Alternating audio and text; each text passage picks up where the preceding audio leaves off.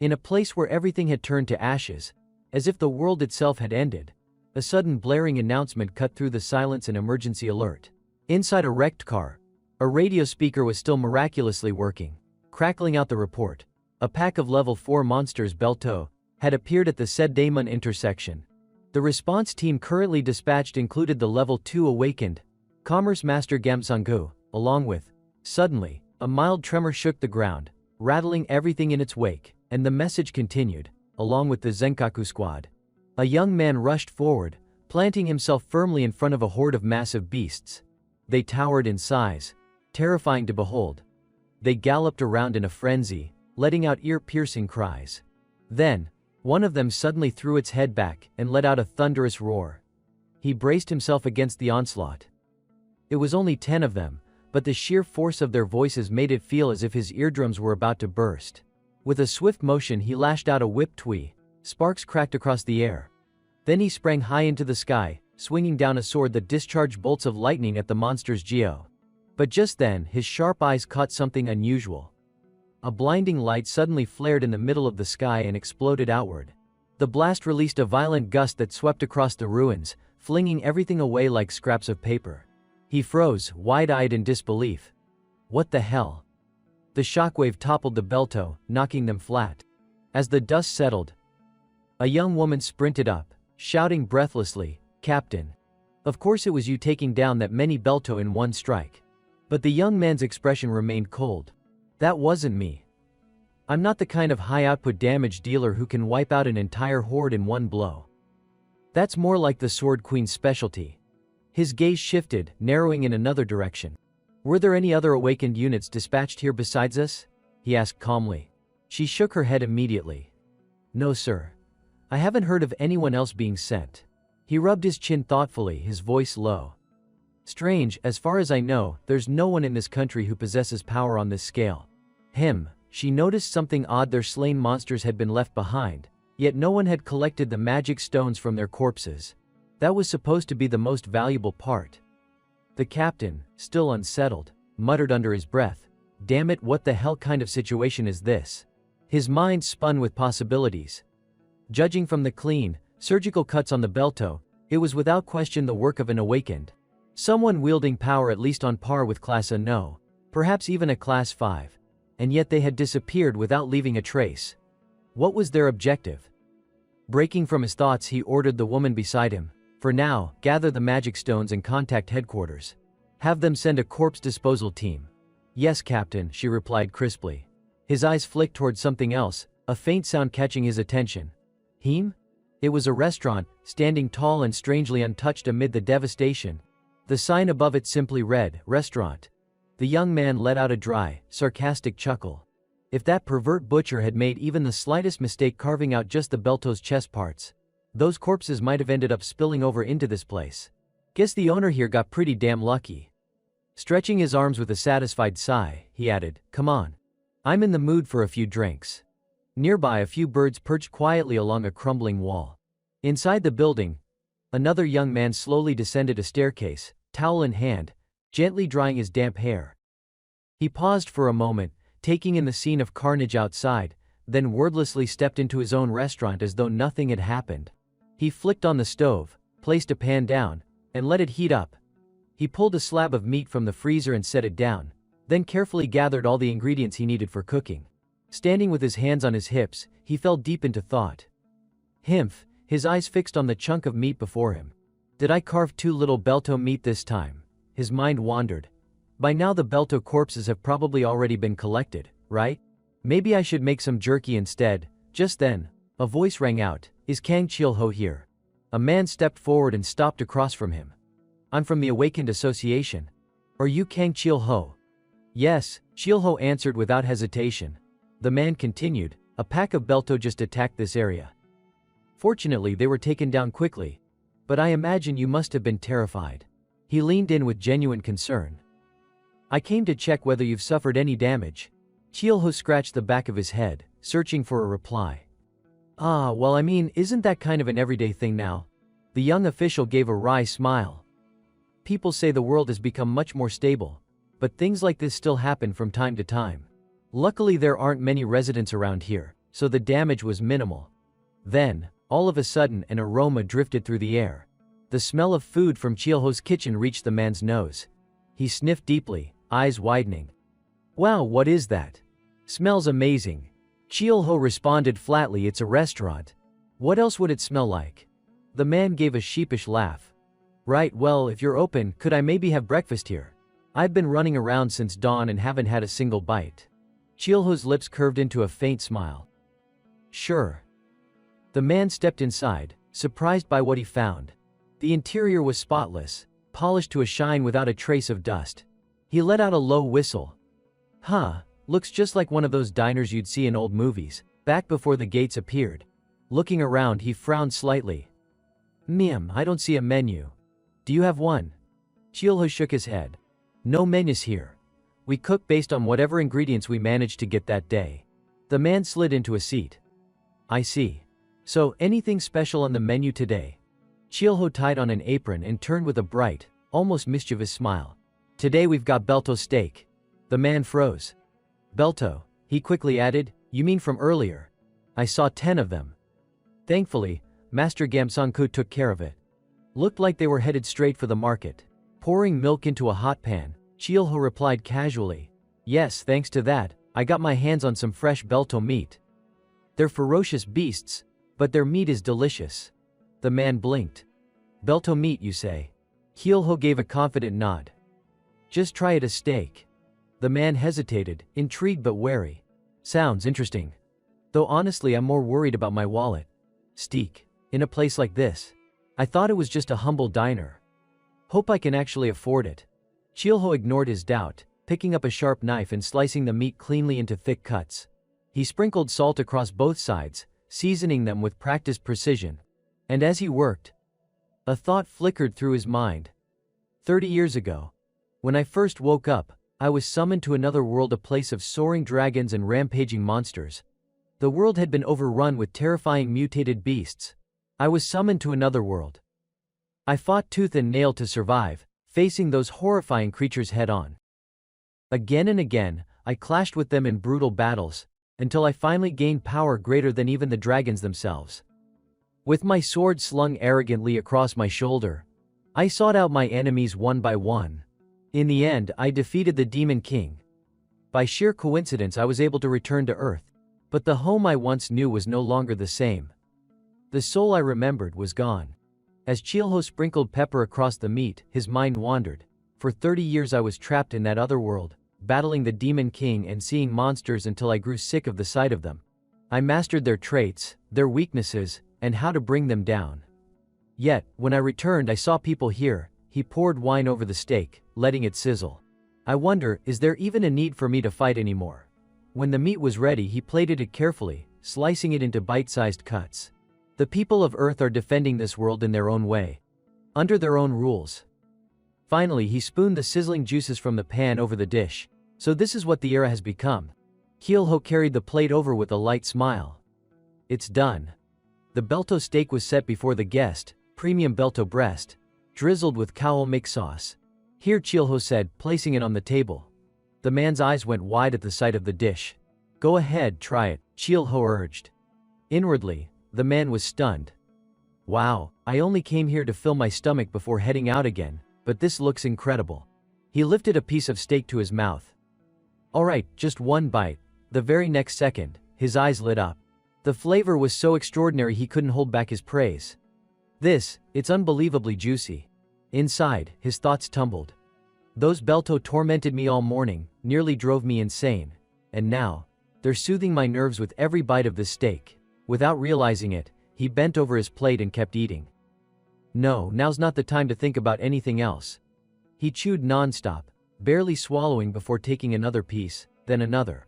His taste buds soaked in every ounce of flavor. That's it. No matter how expensive this is, today I'm going all in. Moments later, the plate was scraped clean. He set it down eagerly. Excuse me, another Belto steak, please. Chielho only nodded. All right. But inside he thought, I hunted them for myself to eat, and yet. The man devoured a second plate just as quickly. Wiping his mouth, he exhaled with satisfaction. Phew, that was amazing. Can I get the bill, please? Hyulho finally spoke. I don't charge first-time customers. The man blinked. No way. This was insanely good. He scratched the back of his head, flustered. Thanks to you, all the exhaustion I've been carrying just melted away. I'll definitely be coming back here often, so please, let me pay for it. Hyulho's lips curved into a quiet smile. In that case, he said at last, $10. The man handed him a bill. Done. As he turned to leave, he paused at the doorway. Thanks for the meal. Oh, and by the way, Hyulho followed him out with a simple nod. Yes. Before leaving, the man gave Hyulho a word of caution. Stay safe, alright? These days, people like you and me, those of us who aren't awakened, we've got it rough. If monsters show up near here again, make sure you evacuate immediately. He carefully handed Hyulho a business card.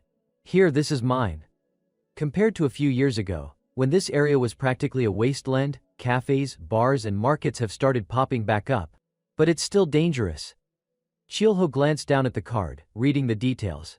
The man added, if anything happens, please call me. And thanks again for the meal. Inwardly, Hyulho thought, tough times for those without awakening. He stepped back inside the restaurant, still lost in thought. Not a bad guy. Live long, civil servant. After a short while, Hyulho cooked up another bento steak, this time for himself. He sat down and savored the rich aroma and flavor. As expected, it was delicious. Outside, an owl cried out, drawn by the scent wafting from the restaurant. Hyulho rose from his seat, stretching and giving his shoulder a couple of light punches. Another smooth day of business. I'll pour myself a drink and head in. His gaze drifted toward the pile of eggs he'd bought earlier. Maybe I should whip up something with those bento eggs, but how should I cook them? Suddenly, the door slammed open with a loud bang. A young man stood in the doorway, posture arrogant, and expression filled with irritation. So here you are. Hyulho blinked, confused, not understanding what this was about. The youth raised his voice, declaring boldly, I've come to take back what's mine. A few hours earlier, at the traditional Seodaemon market, the lively voices of vendors rang out, hawking their goods. Medicine boiled with bento meat, freshly prepared. We're buying mana crystals for high prices. Since the emergence of monsters, livestock and fresh vegetables had often become their prey, making basic ingredients scarce. Kang Hyulho strolled through the bustling market. Humanity had no choice but to rely on monsters as a food source, and though many were reluctant at first, perhaps because monster meat tasted better than expected, or maybe because it was much cheaper, people had quickly adapted.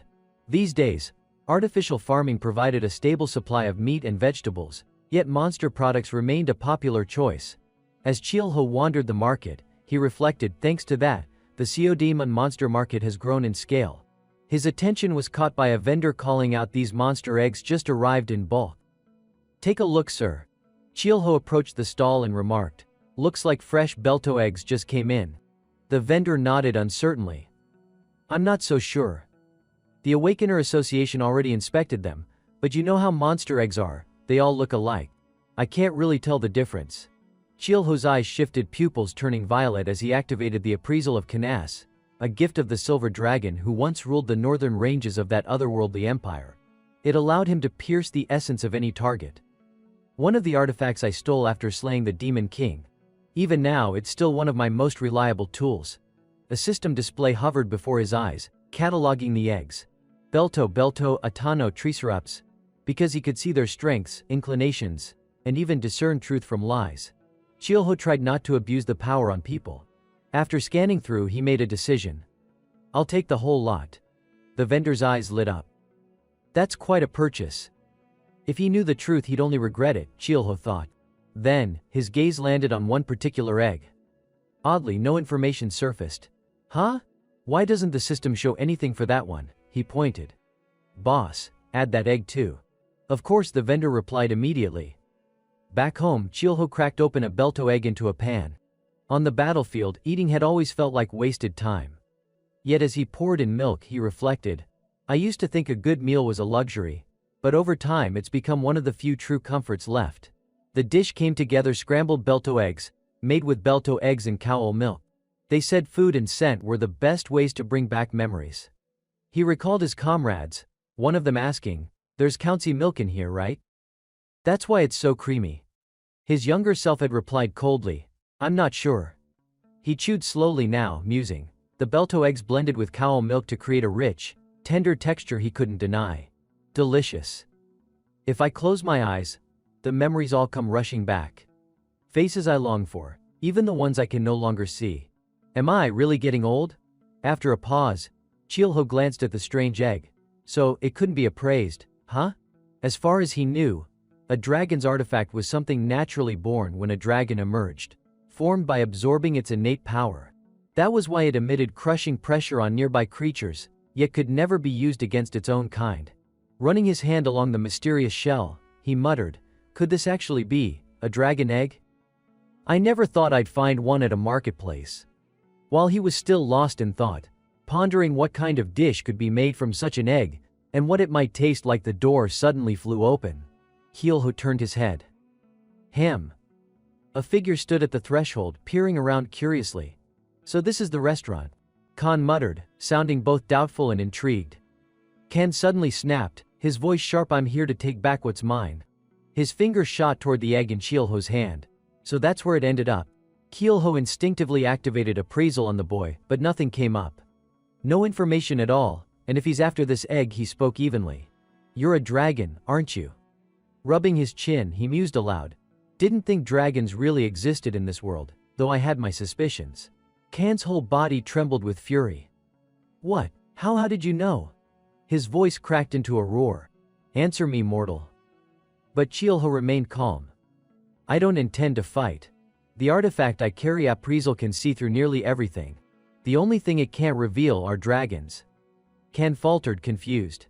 Appraisal? Why would a dragon's artifact be in the hands of a human like you? Chilho's tone was almost amused. Oh, you recognize it then.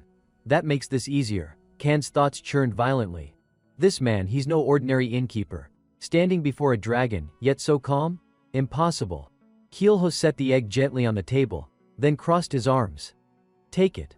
I'm glad its owner finally came for it. I only hope you clean up after yourself before leaving. Khan's anger only burned hotter. A mere human dares to speak to me like that. His eyes darted to the kitchen. A blade hung on the wall, its edge shimmering faintly. Dragon scales. A weapon. Chilho shrugged. It's a knife. But sure, it can be a weapon too. Mostly I use it in the kitchen. Khan's gaze shifted to a cutting board, its surface gleaming faintly. The smell told him enough. Dragon bone? Correct. Kan grit his teeth, mind boiling. Dragon bone, scales, even the flesh, all priceless. And he uses them as kitchenware. He butchered my kin and turned them into cooking tools. His voice dropped, venomous. I cannot forgive you. A heartbeat later, Khan's jaws opened wide. From deep within, blue spiritual fire condensed into a blazing sphere. Die, human filth. Chilho only sighed. Ha, he tilted his head. Is cleaning up afterward really that much of a hassle? You're the one who sullied it. Kan shouted, unleashing the sphere. The blue orb streaked toward him, but Chilho's eyes only narrowed. Just as I thought. He raised a hand, calling out sharply, dragon. He snatched up a frying pan and swung it into a guard, not to kill but to deflect. The orb slammed forward, and with a sharp clang, Chilho flicked his wrist, hurling it aside. Kan's eyes widened. What? Chilho leaned low, pan poised to strike. His voice was cold. Then don't expect mercy. The pan's arc swept straight toward Kan's face, deadly precise, obedient to its wielder. And then Chilho froze. That voice, I know it. Where did I hear it before? Memory surged years ago, blade sliding free from its sheath, his younger self speaking with razor certainty. I'll take down the Demon King. The first don't have time to waste. And I hate tedious games. So let's cut to the chase. Hand me the artifact. You're not even using it, better let me put it to work. If you refuse, I'll beat you down and take it. Before him towered a massive crimson dragon, glaring with burning eyes. The beast snarled, jaws lowering close. All but from behind. A younger voice cried out desperately, no, father. Stop. That's Miralicus. It was Kan, once a trembling dragon whelp, staring up in terror. I saw him 30 years ago. I know it's him. If you fight him, father, you'll lose. Chilho turned his gaze on the boy. Just a kid. His voice softened. You shouldn't witness this. Back in the present, Kan's eyes shot open. His face was drenched in sweat, chest heaving with panicked breaths. Keelho sat eating leisurely when he finally spoke to the boy across from him. You're awake. Good. Then let's talk. I want to discuss the matter of cleaning up. He continued, once you're done, you can take back what's yours. Kan's whole body trembled at those words. To be honest, Keelho said, almost casually, I've never really liked dragons. Personal reasons. So if you refuse me, I'll have no choice but to use force. And so, begrudgingly, Kan wrung out a rag and began scrubbing the floor.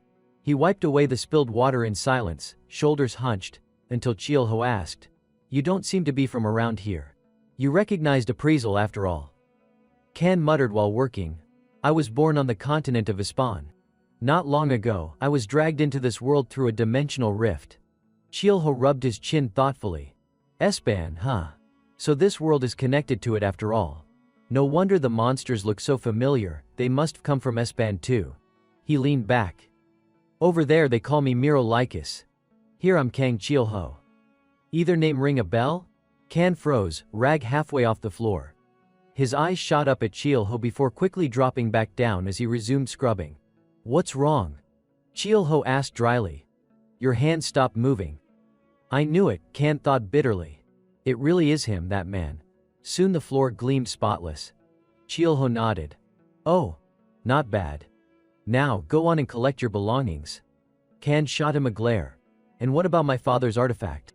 Why didn't you return it after killing the Demon King? That made Keelho pause. Your father? Who was he? Ekmund Rex, Kan replied sharply. Keelho raised his brows. That Rex dragon, eh? No wonder your aura feels familiar. So you're the whelp from back then. The sound of water sloshing made Kan jump. The bucket had tipped. Yes. Keelho beckoned him over. Come here. I won't hit you. I gave up beating dragons 30 years ago. Though you just tried to hit me, didn't you? Ken recoiled. Don't lie. Even if I don't know a human's lifespan, there's no way you haven't aged in 30 years. Keelho tilted his head. How old are you anyway? Ken counted under his breath. 1, 2, I think just over 50. Keelho replied evenly, so you're around 50. I'm older, then I'm 60. Ken blinked in disbelief. What? Are you an elf or something? Do humans even live that long? A crooked grin spread across Keelho's face. You think I'm that handsome, huh? Ken rolled his eyes. Not exactly. Resting his chin in his hand, Keelho mused. In those days punishment was the only cure for unruly dragons. He chuckled. Ken bristled. What's so funny? Keelho smiled faintly. Just amusing seeing a dragon so wary of a human. Kan slammed his hand on the table. Even dragons feel fear. You killed my kin, are you planning to kill me next? Keelho remained composed. You're mistaken. The dragon scale knife and the bone cutting board. Gifts. True, I fought a few dragons, but I've never killed one. He added. As for your father's artifact, it shattered when I fought the Demon King. Even if I wanted to, I couldn't return it. I do regret that. But I needed it. Though honestly, I've even forgotten what that artifact was. Keelho set his hand flat on the table. Seems like you've got a lot more to say. You drink? Ken stiffened, pride warring with discomfort. How could I share a drink with a lowly human like you? Yet a short while later he was sprawled across the table, drunk out of his mind. Raising one hand, he slurred. You're the first human to drink with a dragon. You should feel honored. Keelho laughed proudly. Another first to add to my list. Huh. He turned the topic. That egg, did you lay it yourself? But you're still so young for a dragon, remarkable, if true. Kan immediately snapped idiot. I'm male. Males don't lay eggs. That's my sibling. Keelho blinked. I thought dragons were hermaphrodites. Your sibling, huh? Kan's voice turned heavy. Not long ago, a dimensional rift tore open inside our lair. Our parents weren't home. So you ended up stranded between worlds? Keelho said. How long have you been here? Kan groaned, face still buried on the table. Half a year. Keelho nodded slowly. Same as me when I returned to Earth. Kan lifted his head slightly, startled. Wait. I heard you disappeared after killing the Demon King. You didn't return immediately. I had some things to take care of, Keelho explained. Took a while. Kan muttered drowsily. I see, fascinating, what was that? Keelho asked. Kan squinted at him. Why hide out in this useless restaurant? You saved the world, disappeared, and then popped up again in some other dimension. He pressed on. A monster like you could easily rule this world. With beasts running wild everywhere, why don't you take it all for yourself? Chilho spoke gently. Why would you think that? Suddenly Kan shot upright and slammed the table with both hands. Because humans are always the same. Power, war, greed. When you captured the Demon King and saved the world, wasn't it humans who turned on each other afterward? Chilho only swirled the water in his glass, unbothered. Resting his cheek in his hand, he replied. Sounds about right. But I've got no interest in any of that. I'm sick of it. Kan's cheeks flushed red. I don't believe a single word from a human. Chilho ignored the outburst and reminded him calmly. At the very least, take care of your only sibling. Kan instantly cradled the egg to his chest, rocking it back and forth. Yes, my sibling. Beautiful, isn't she? Then, without warning, his whole body pitched sideways and he collapsed with a thud. Chilho sighed. I told you to be careful. A moment later, Kan slowly cracked one eye open. Huh. Right in front of him was a newborn hatchling, tiny, scales still damp, its eyes wide and curious. What are those eyes? Kan whispered, stunned. He sat across the table from the little creature, a smile tugging at his lips. What? The hatchling let out a tiny, squeaky cry. Kan's face lit up with joy. My sister, she's here, he beamed. She's finally been born. Chilho asked, what do you usually call her? Little dragon, Kan replied quickly. Chilho tilted his head. Isn't that just what people call any baby dragon? Kan shot back. I'm working on a proper name. Chilho stroked the hatchling gently. Is it a boy or a girl? Kan bristled instantly. She's a girl. And don't you dare treat her like some mere beast. Chilho chuckled, tickling the tiny creature's chin. She's no bigger than a grain of millet, and already has a few teeth. Dragons are omnivores, huh? Kan was overflowing with happiness. Yes, my little sister. Isn't she adorable? The most adorable in the world. Chilho kept petting the hatchling's forehead, murmuring, yeah. Then he looked back at Kan. So where are you planning to take her? Kan fell silent, deep in thought. Chilho watched him struggle to come up with an answer. Finally he chuckled softly and said, well, if you've got somewhere to go, at least eat something before you leave. Outside the window, rain poured in sheets, the wind howling like something feral. Through that storm moved a pack of wretched demons. The gusts carried the sharp stench of blood. The last glass of wine we'd shared still lingered in memory.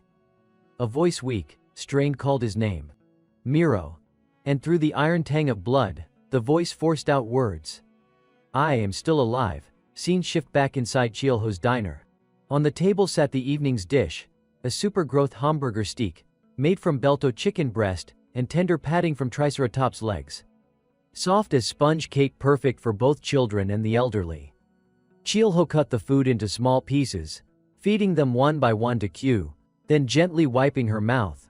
So, are you heading home after this? He asked. Kan, halfway through his meal, nearly choked.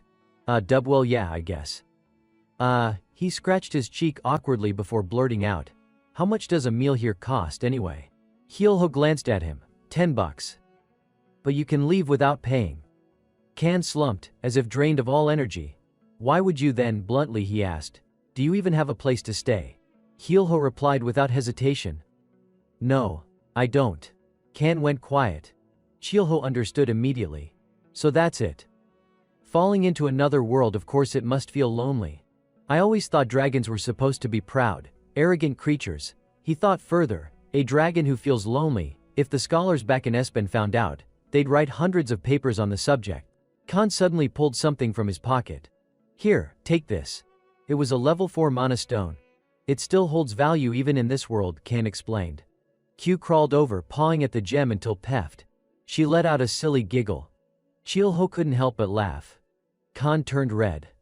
Why are you laughing, huh? Q clambered onto Chilho, babbling happily. Q-ru. Chilho asked her. Still hungry. He carved off more meat and fed her bite after bite. Trying to live on Earth with a baby like this, even for a dragon, it won't be easy, he thought. Kan's gaze drifted far away. He remembered that voice calling his name Miro. Maybe I do miss that world a little. Keelho mused silently. If she's still alive, I'll probably never get the chance to see her again. Kan suddenly brightened. Stay a few days, why don't you? You don't need to, rely on that thing so much. Keelho considered it. Having someone to share secrets with, maybe that adds a bit of joy to life. Kan spoke again, almost reluctantly. Anyway, I can't just keep depending on you like this. You've fed me, and… Keelho raised his index finger. A black haze of energy seeped out from its tip. I see. I'll hold on to it for now. As he drew the finger downward, the dark aura expanded until crooked door materialized. Khan's eyes widened. Huh. The door opened, and out stepped a small goblin in a sharp suit, skin pale green, movement smooth and formal. Welcome, Lord of the World, the goblin said with a bow. It has been so long since you last visited the subspace. Kan nearly spat out his drink. A goblin. Keelho clarified. An immortal goblin. He manages the items stored in my subspace. Long time no see, Kasim. And I told you not to call me that. My apologies, my lord, Kasim said smoothly. Now you're simply Kang Keelho. Keelho got straight to the point. How many mana stones are inside? Kasim extended his hand. An illusion appeared in the air. A mountain of mana stones. As countless as grains of sand. But if we're talking about high grade, he explained, there are 5 superior stones and 120 premiums. Keelho tossed him the level 4 stone Kan had given him. Add this one to the collection. Kasim caught it effortlessly. Another grain of sand then, Keelho added, end transmission. Oh wait. Bring that one out first. Yes sir. Kasim produced the requested item. Kan's jaw dropped. Superior grade. That's basically level 1 here, and he's got them lying around like pebbles? Keelho smirked. Not bad. Kasim stepped backward into the subspace door, bowing with ceremony. Until next time, Lord of the World. Keelho's face hardened. Kang Keelho. Just Kang Keelho. He slapped his hand against the table. All right. Now I've got a job for you. At that moment, Q lay peacefully on a soft mattress, still sound asleep, while outside, a sudden blaze of fire roared to life. Keelho hefted an enormous meat skewer and scolded seriously. See? I told you already, if you keep spewing fire carelessly like that, you'll burn everything down. You've got to control your flames with precision. Khan lowered his head, dazed and subdued. Got it, Keelho then demonstrated again, slow and deliberate. Alright, try once more. Begin. A short while later, after being roasted just enough, the meat firmed up, releasing a mouth-watering aroma. This was flame-grilled Ataho steak, the main cut being Ataho sirloin seasoned with Khan's breath. He gave a cool nod. There. That's good enough. Kan stared at the slice of sirloin in his hands, then blurted out. That thin blade you pulled from your subspace earlier, there's no way that's just some ordinary weapon, right? Keelho replied evenly, probably not. He paused, then added, it's called, what was it again? The Rikafel axis, I think. Kan froze. Memories came rushing back, people cheering its name in the past, revering it as a legend. His voice faltered. The Rikafel axis, forged by the dwarven artisan Rikafel himself. His life's greatest masterpiece. A divine weapon, there's nothing on earth more legendary than that. Both men stepped back into the diner. Kan shook his head, half frustrated. And you're using a priceless artifact like that just to cook meat. That's not what a weapon like that is meant for. Keelho shrugged, unconcerned. Better to use it than to hoard it like some dragon stockpiling treasures you'll never actually touch. Kan rubbed his chin thoughtfully. Meef. True enough. Inwardly, he muttered. This guy, he doesn't act like a dragon at all. Just then, the diner door opened. Evening, boss, came a familiar voice. It was Jay Wu, dressed sharply in a tailored suit. He raised a hand in a polite salute. Just dropping by while on patrol. On the counter, all the dishes including the Rikafel axes were being carefully washed clean. Jay Wu sat down, savoring the meal with genuine appreciation. Man, smells amazing as always. Noticing Kan scrubbing dishes with determination, he chuckled. Looks like you've hired new help, huh? Keelho gave a casual nod. Something like that. But Jay Wu's expression quickly hardened. Right, on to the real matter. A new dungeon has emerged in the underground tunnel between Sinchen and Seodaemon. Seodaemon's already recruiting awakened hunters for the raid. Keelho's voice remained calm. Is that so? But inside, his mind stirred. A dungeon forming, darkness, desolation. Dungeons were, by nature, breeding grounds for monsters. They worked like gateways summoning creatures from other dimensions where rifts had already opened. Keelho reflected, so it's the same in my case too. And judging by Khan's situation, yeah, it all lines up. A few seconds later he asked, "Any word on difficulty?" The young officer replied promptly, "Estimated at level 5. Jae-woo continued, "Seo Daemon will have Swordmage Kim Sung-koo and the Zenkaku team assigned. Over in Sinchon, Cheon will be leading a squad." Chil-ho raised a brow. "Cheon. So if Sao Daemon's guarded by a Swordmage, then Sinchon is under the watch of the Ice Witch." "Exactly. And just to be safe, they're also putting together a reserve squad. That's why the square's packed today with job seekers. Every time I see it, it breaks my heart. These days there are so many awakened that only the very best get chosen." He laced his fingers together, his tone somber. "Feels just like looking at an old labor camp. Most of them probably have families waiting at home. Honestly, sometimes I feel lucky just being an ordinary man with a steady job, instead of an awakened." Outside, the sun was already setting. Jae-woo glanced at his watch. "Wow, look at the time.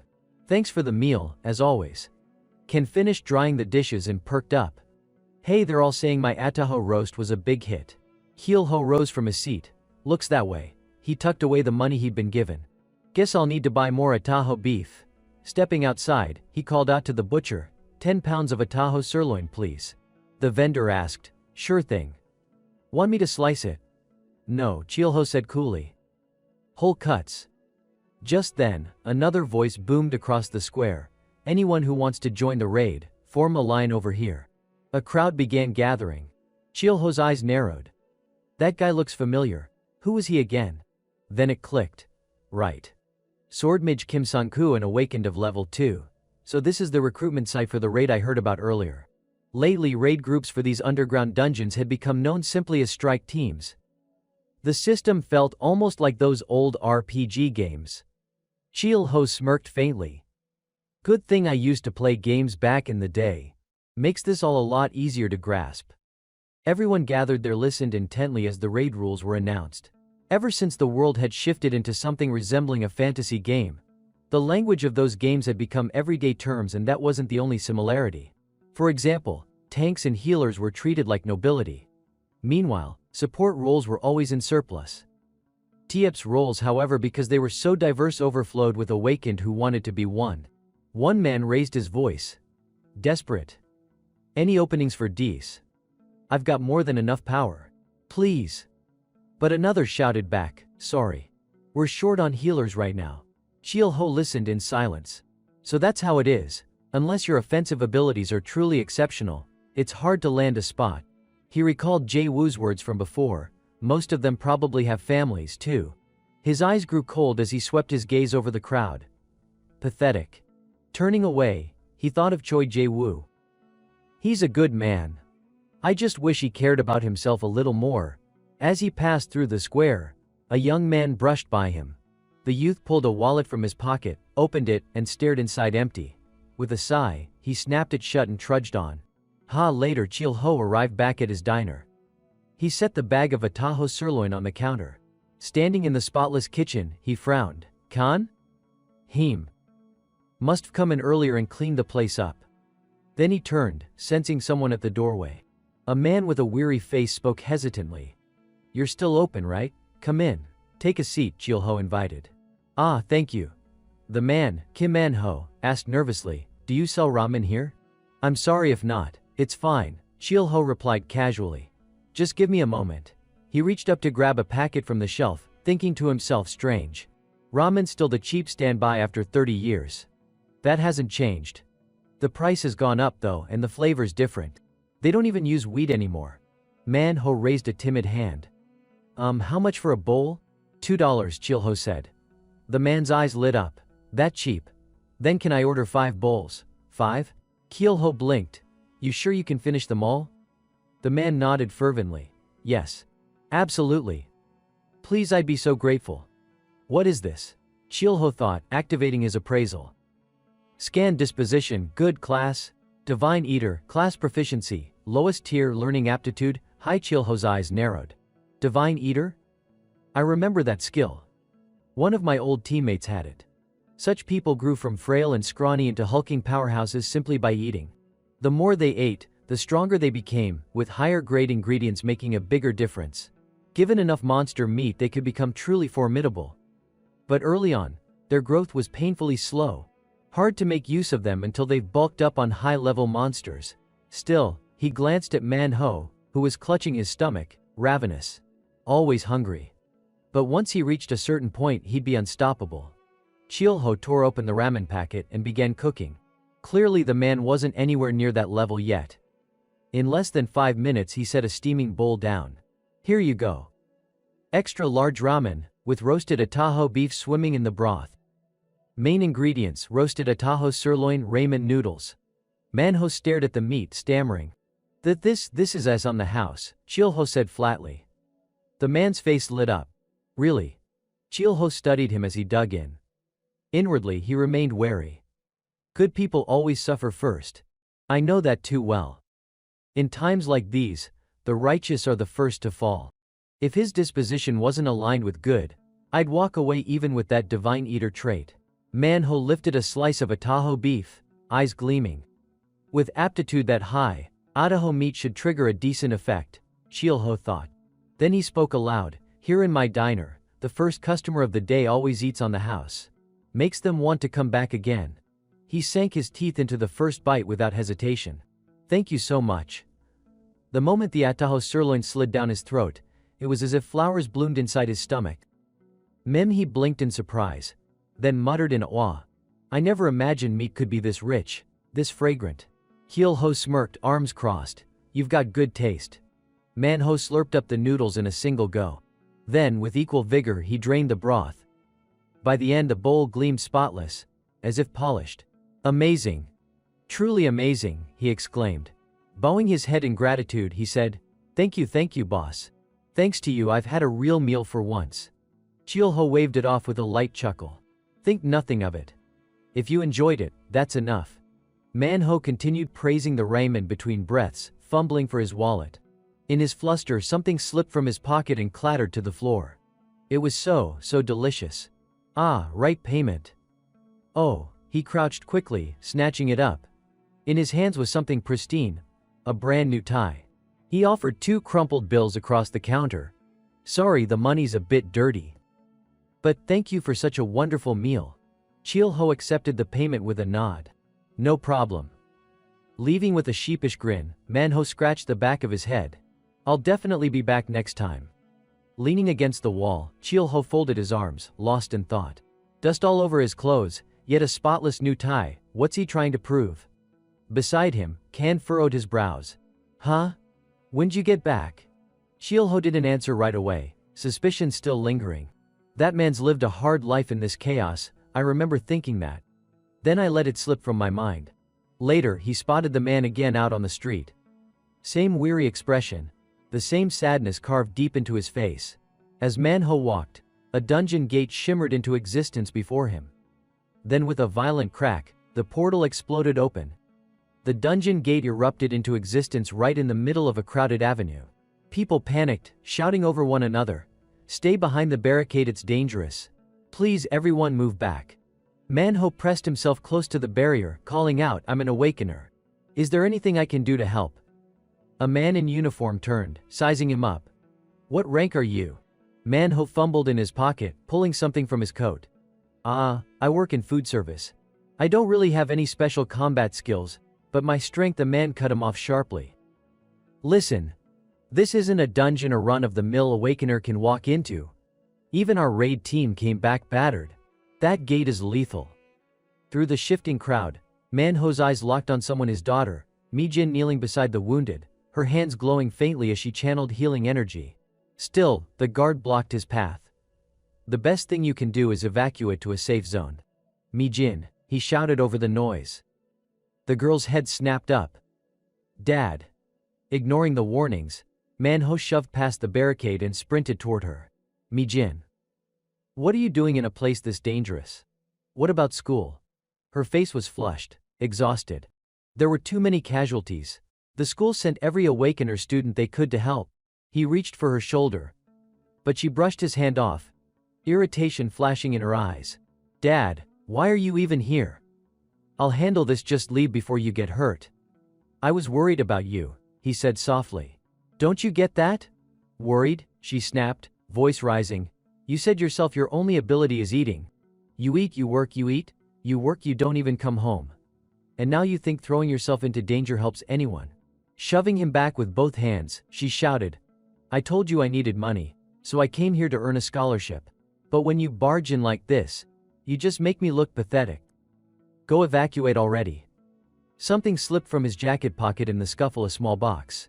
A tie case. Mijin stared at it in confusion. A tie. Her expression hardened, disappointment cutting deep. You don't even have a proper weapon, Dad. Before he could respond, a ripple ran through the crowd. From the dungeon gate stepped a figure, Sangu, flanked by his disciples. The dungeon raid is complete, he announced loudly. Well done, everyone. Another voice rang out, healers. Gather here and tend to the wounded. Mijin tore her gaze from her father and dashed toward the call. Yes, sir. Manhwa remained where he stood, silent, the cheers and chatter of the crowd swelling around him. Thank you for your efforts. Thank you for your dedication. Meanwhile, elsewhere, in a classroom, a man carefully polished a blade. The lecture continued. The types of abilities an awakener can possess. There are 5 stages of proficiency, each one bringing a person closer to the rank of master. In this world, especially here in Korea, the Cipher School has replaced traditional education, serving as a training ground for awakeners. Once an awakener fully masters their first class, they may, depending on their environment and will, select a second. To achieve mastery in 2 classes marks a person as rank 1 or higher in the Awakener Association, a feat nearly impossible for ordinary people. Thus, those born with weak or slow developing skills often seek peace in finding their own path, however humble it may be. The 6th class. In my final battle, I mastered mine. Chilho stood there, lost in thought. Yet afterward there was no sign of another class awakening. I suppose this is my limit. Suddenly Kan came rushing in, face pale. Miro. Chilho's expression hardened. It's Chilho. Kan nearly stumbled over his words. Something huge just happened. In his arms he carried a boy Q chewing happily on a scrap of taffy. Chilho frowned. Q? Isn't that the word for tangerine in Korean? Kan laughed, hugging the child. That's his name. Anyway, never mind that, look at this. Turning his tone playful, he coaxed the toddler. Kayol, say it. Say baba. Come on, say daddy. Q's eyes crinkled into crescents as he giggled, chanting baba bababa. Chilho froze in disbelief. Did he just say that? The little one kept going, delighted with his own voice. Baba ba bababa. Chilho muttered, half to himself. But isn't that a bit too Korean sounding for a name? Kan only grinned. The kid named himself Kyul. And besides, he was born in this world. Baba. Q squealed again, waving his tiny arms. Kan melted instantly, pride flooding his voice. You hear that? This dragon is calling me daddy. Chilho gave a curt nod. Yeah. I heard. He reached over and ruffled the boy's hair. They say dragons are born already proficient in a class. I wonder which one Kyul has mastered. Kan's eyes gleamed with hope. I can't wait to find out. Guess we'll see when he's a little older. Suddenly the door to the restaurant creaked open, making both of them jump. Owner, a voice called. It was Manhwa. He shuffled inside, shoulders heavy, and said quietly, 5 bowls of ramen, please. Right away if you can. Kan, manning the kitchen, faltered for a moment. How am I supposed to run a real restaurant like this? Meanwhile, Manhwa sat down, fingers laced together, and began to talk. Today I was planning to see if I could join a dungeon raid. But I ran into my daughter instead. She said she could earn a scholarship if she helped heal the wounded. But that place was dangerous, too dangerous. He lowered his gaze. I couldn't even say anything to her. They told me to evacuate. I'm just a rank 7 awakener. Basically no different from an ordinary civilian. His voice wavered as he went on. My daughter, though, she awakened a healing ability when she was just a child. She's already rank 3. One of the top students in her school. The Awakener Association will take good care of her, I'm sure. He looked up at Chilho. She's the girl you saw last time. I went to her school on her behalf because they invited parents to attend a class observation. Tuition is so expensive. From his pocket he pulled out the small tie case. I thought if I was going to her school, I should at least bring her something. Turns out the only thing I could afford was this tie. He rubbed his stomach with a weak laugh. Anyway, I figured it was better not to attend. What good is a father who can't even properly support his daughter's graduation? A chuckle slipped out of him, bitter but honest. Ha, even now I'm just hungry. Ha ha, damn it. Chil-ho listened quietly, not interrupting. I'm just a useless awakener from the culinary system, Manhwa said. All I do is eat. Eat, so that maybe just maybe the government will send me to disaster zones where a dungeon gate has exploded, and collapsed buildings need clearing. At last Chil-ho rose from his seat. Can turned from the stove, ladle in hand. What is it? Chil-ho's eyes narrowed. Mind if I fatten you up? Can choked. What the hell? You're seriously waiting for me to get plump before you strike? Like some predator fattening up its prey. Chil-ho smirked faintly. Just kidding. Can snorted. That's Kyul's molted skin you've been eyeing. Why are you staring at it like that? I collected it carefully, he added defensively. Chil-ho leaned back. Relax. I plan to keep it as a memento. Before long, Can set down a steaming, oversized bowl. Special Ataho ramen, extra large. Grilled Ataho meat on top, and some of Kyle's roasted scales. Manhwa blinked. Wait, this meat wasn't it from before? Ken buried his face in his hands, groaning in silence. My collection. Chil-ho only shrugged. We've got plenty of leftovers. Please, enjoy. Manhwa hesitated, then picked up his chopsticks. The sound of him slurping filled the quiet shop. Slurp, gulp, slurp. When he was done, he placed some bills by the empty bowl and bowed deeply. Thank you for the meal. And for listening. Chil-ho folded his arms and shut his eyes. It's nothing. Just as Manhwa reached the door, Chil-ho spoke again, his voice even but gentle. Life's full of difficulties. If only anything could be easy. Manhwa paused, listening. But for those who work hard every single day, Chil-ho added. Sometimes good things do happen. Manhwa turned back. Eyes warm, his gratitude unspoken.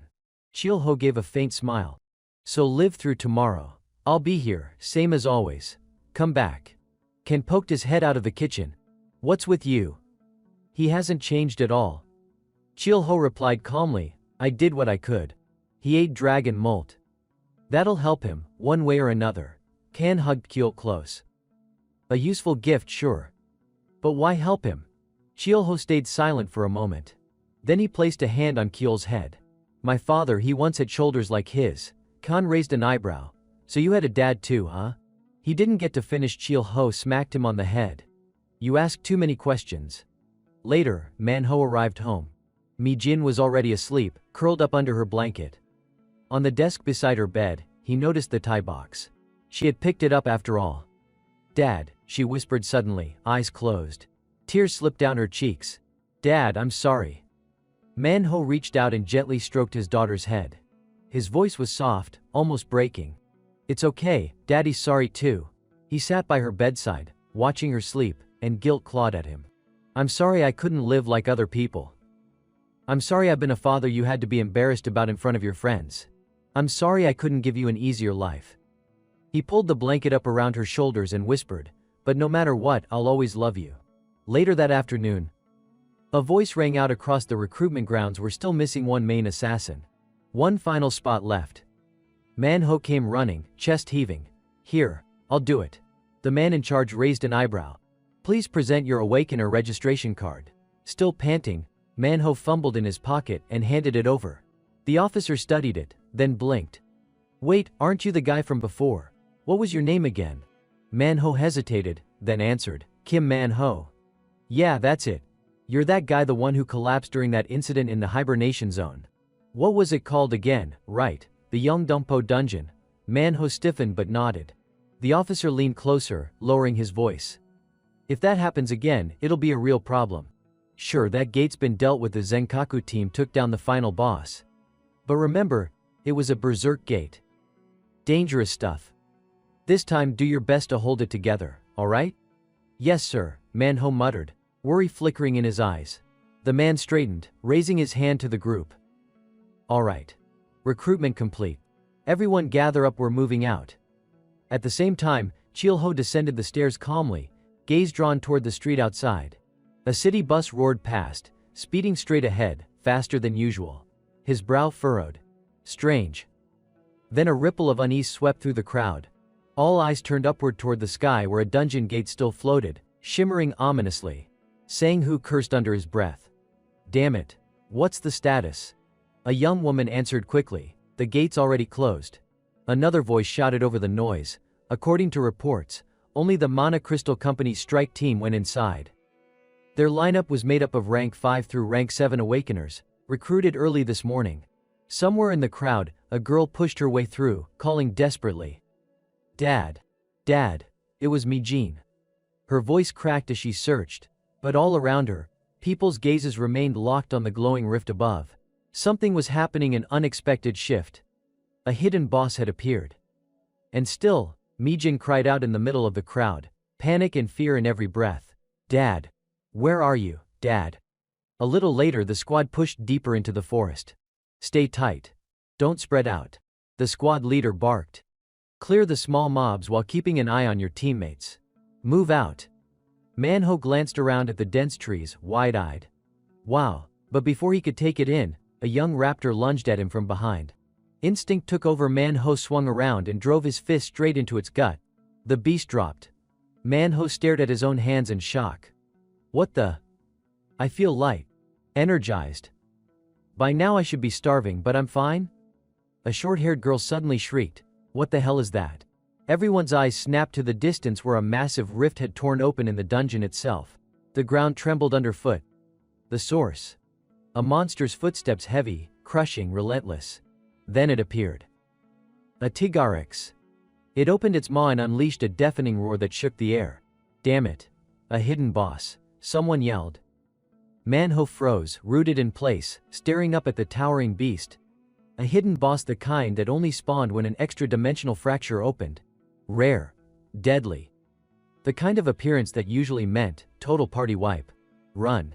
The short-haired girl screamed as she bolted. All around him, the squad broke ranks, scattering in panic. But Manhwa just stood there, paralyzed.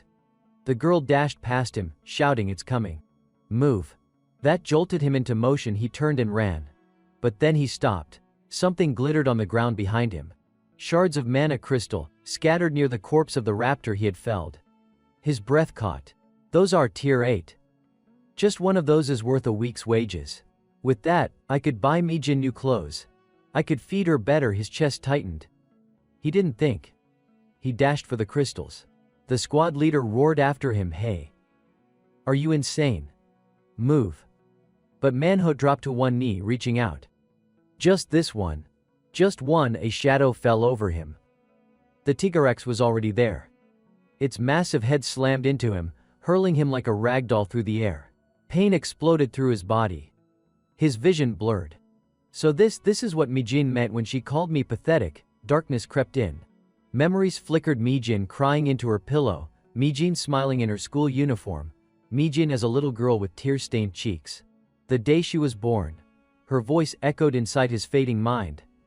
Dad, I'm sorry. Manhwa's eyes snapped open. No, I can't die like this. I can't leave Mijin alone in this world. He staggered to his feet, blood running down his face, and faced the monster head-on. You hear me, he roared. I'm not dying here. The Tigarex lowered itself, muscles tensing, then charged. Manhwa planted his feet. I'm right here. He clenched his fists, jaw set. Not this time. With a primal scream, he met the beast's charge, slamming his fist straight into its gaping jaws. Time seemed to stop. Crackling energy erupted from his hand, arcs of lightning tearing through the air. The shock wave blasted the forest floor apart. The squad leader gasped. That's a level up. Manhwa looked at his sparking hands, wide-eyed. Did I stop it? Did I just block a hidden boss? The Tigarex reeled back, stunned but not broken. Manhwa could feel it. His punch hadn't even hurt. Yet his body still didn't ache. Still didn't hunger. Then the beast lunged again. For the first time in his life, Manhwa didn't flinch. He threw up his bare hands and caught its massive fangs, holding them back with sheer force. The ground cracked beneath his feet. Rocks split and flew outward. Sweat poured down his face as his arms shook violently under the strain. I'm holding on, I'll keep holding on, and Manhwa gritted his teeth, refusing to give an inch. Just then, the Awakeners squad arrived on the scene. Sang-hoo called out, "Have the civilians been evacuated? Where's the hidden boss?" The squad leader stammered, pointing. "Oh, over there." Sang-hoo's eyes widened when he saw Manhwa grappling with the Tiger-X. "Wait, who is that guy?" "He's holding back a Tier 2 Tiger-X alone." Chae-yan, standing beside him, added calmly, "Looks like it." Sang-hoo smirked. "He's one hell of a man, that's for sure." Down below, Manhwa still struggled, muscles straining as he forced the beast back. He roared with effort and shoved the monster several steps away. The evaluation came flooding in: aptitude defensive, class Shikshin, proficiency average, comprehension high. Sang-hoo sprang onto the Tiger-X's back, diverting its attention. From above, Cheol-ho appeared mid-air, analyzing silently. "So it's Shikshin. It absorbs enemy attacks and reflects the damage back. People often mistake it for an offensive trait, but in truth, it leans defensive, a rare hybrid, a DPS tank, a special type ability." He crossed his arms, still watching. "In terms of Awakener ranks here in Korea, that's a solid power. Easily enough for rank 3. The problem is, not many recognize it for what it really is." Sang-hoo caught Manhwa as he stumbled, guiding him to rest. Cheol-ho nodded to himself. "It's handled now. I should head back." Later, back at the restaurant, Q sat at the table, bawling into his sleeves. Cheol-ho stirred something on the stove, then set the boy down with the radio playing in the background. A broadcaster's voice rang out, breaking news from the Seodaemon dungeon raid. The hidden boss, Tiger-X, has been defeated. Surprisingly, the man who played the greatest role was Kim Manhwa, a rank 7 Awakener. During the final clash, while resisting the boss's ultimate attack alone, he awakened, further ascending to Shikshin rank 3, and became the key figure in clearing the dungeon. What could have been a catastrophic loss was averted thanks to his efforts. Q's small hands pressed down on a copy of the newspaper as if the radio weren't enough. The report continued: "The Awakener Association has acknowledged a misclassification in his rank, and will soon issue corrections." Alongside a major reward package, Cheol-ho gently lifted Q into his arms. "Reading the paper too, huh?" Caillou wrapped his arms around him tightly. Cheol-ho blinked, then chuckled. "Ha, you've put on a little weight." The boy squealed, "Baba. Baba." Cheol-ho frowned, half amused, half exasperated. "I told you, I'm not your dad." But Q's wide eyes locked onto his. "It is Baba. Baba." Something in his chest cracked open. Cheol-ho laughed softly, ruffling the kid's hair. "You little rascal." The radio droned on, and now for our next story. Local merchants in Seodaemon district are troubled by a petty thief. The suspect seems obsessed with shiny objects and food. In fact, a large number of low-grade mana crystals have mysteriously disappeared from markets in recent weeks.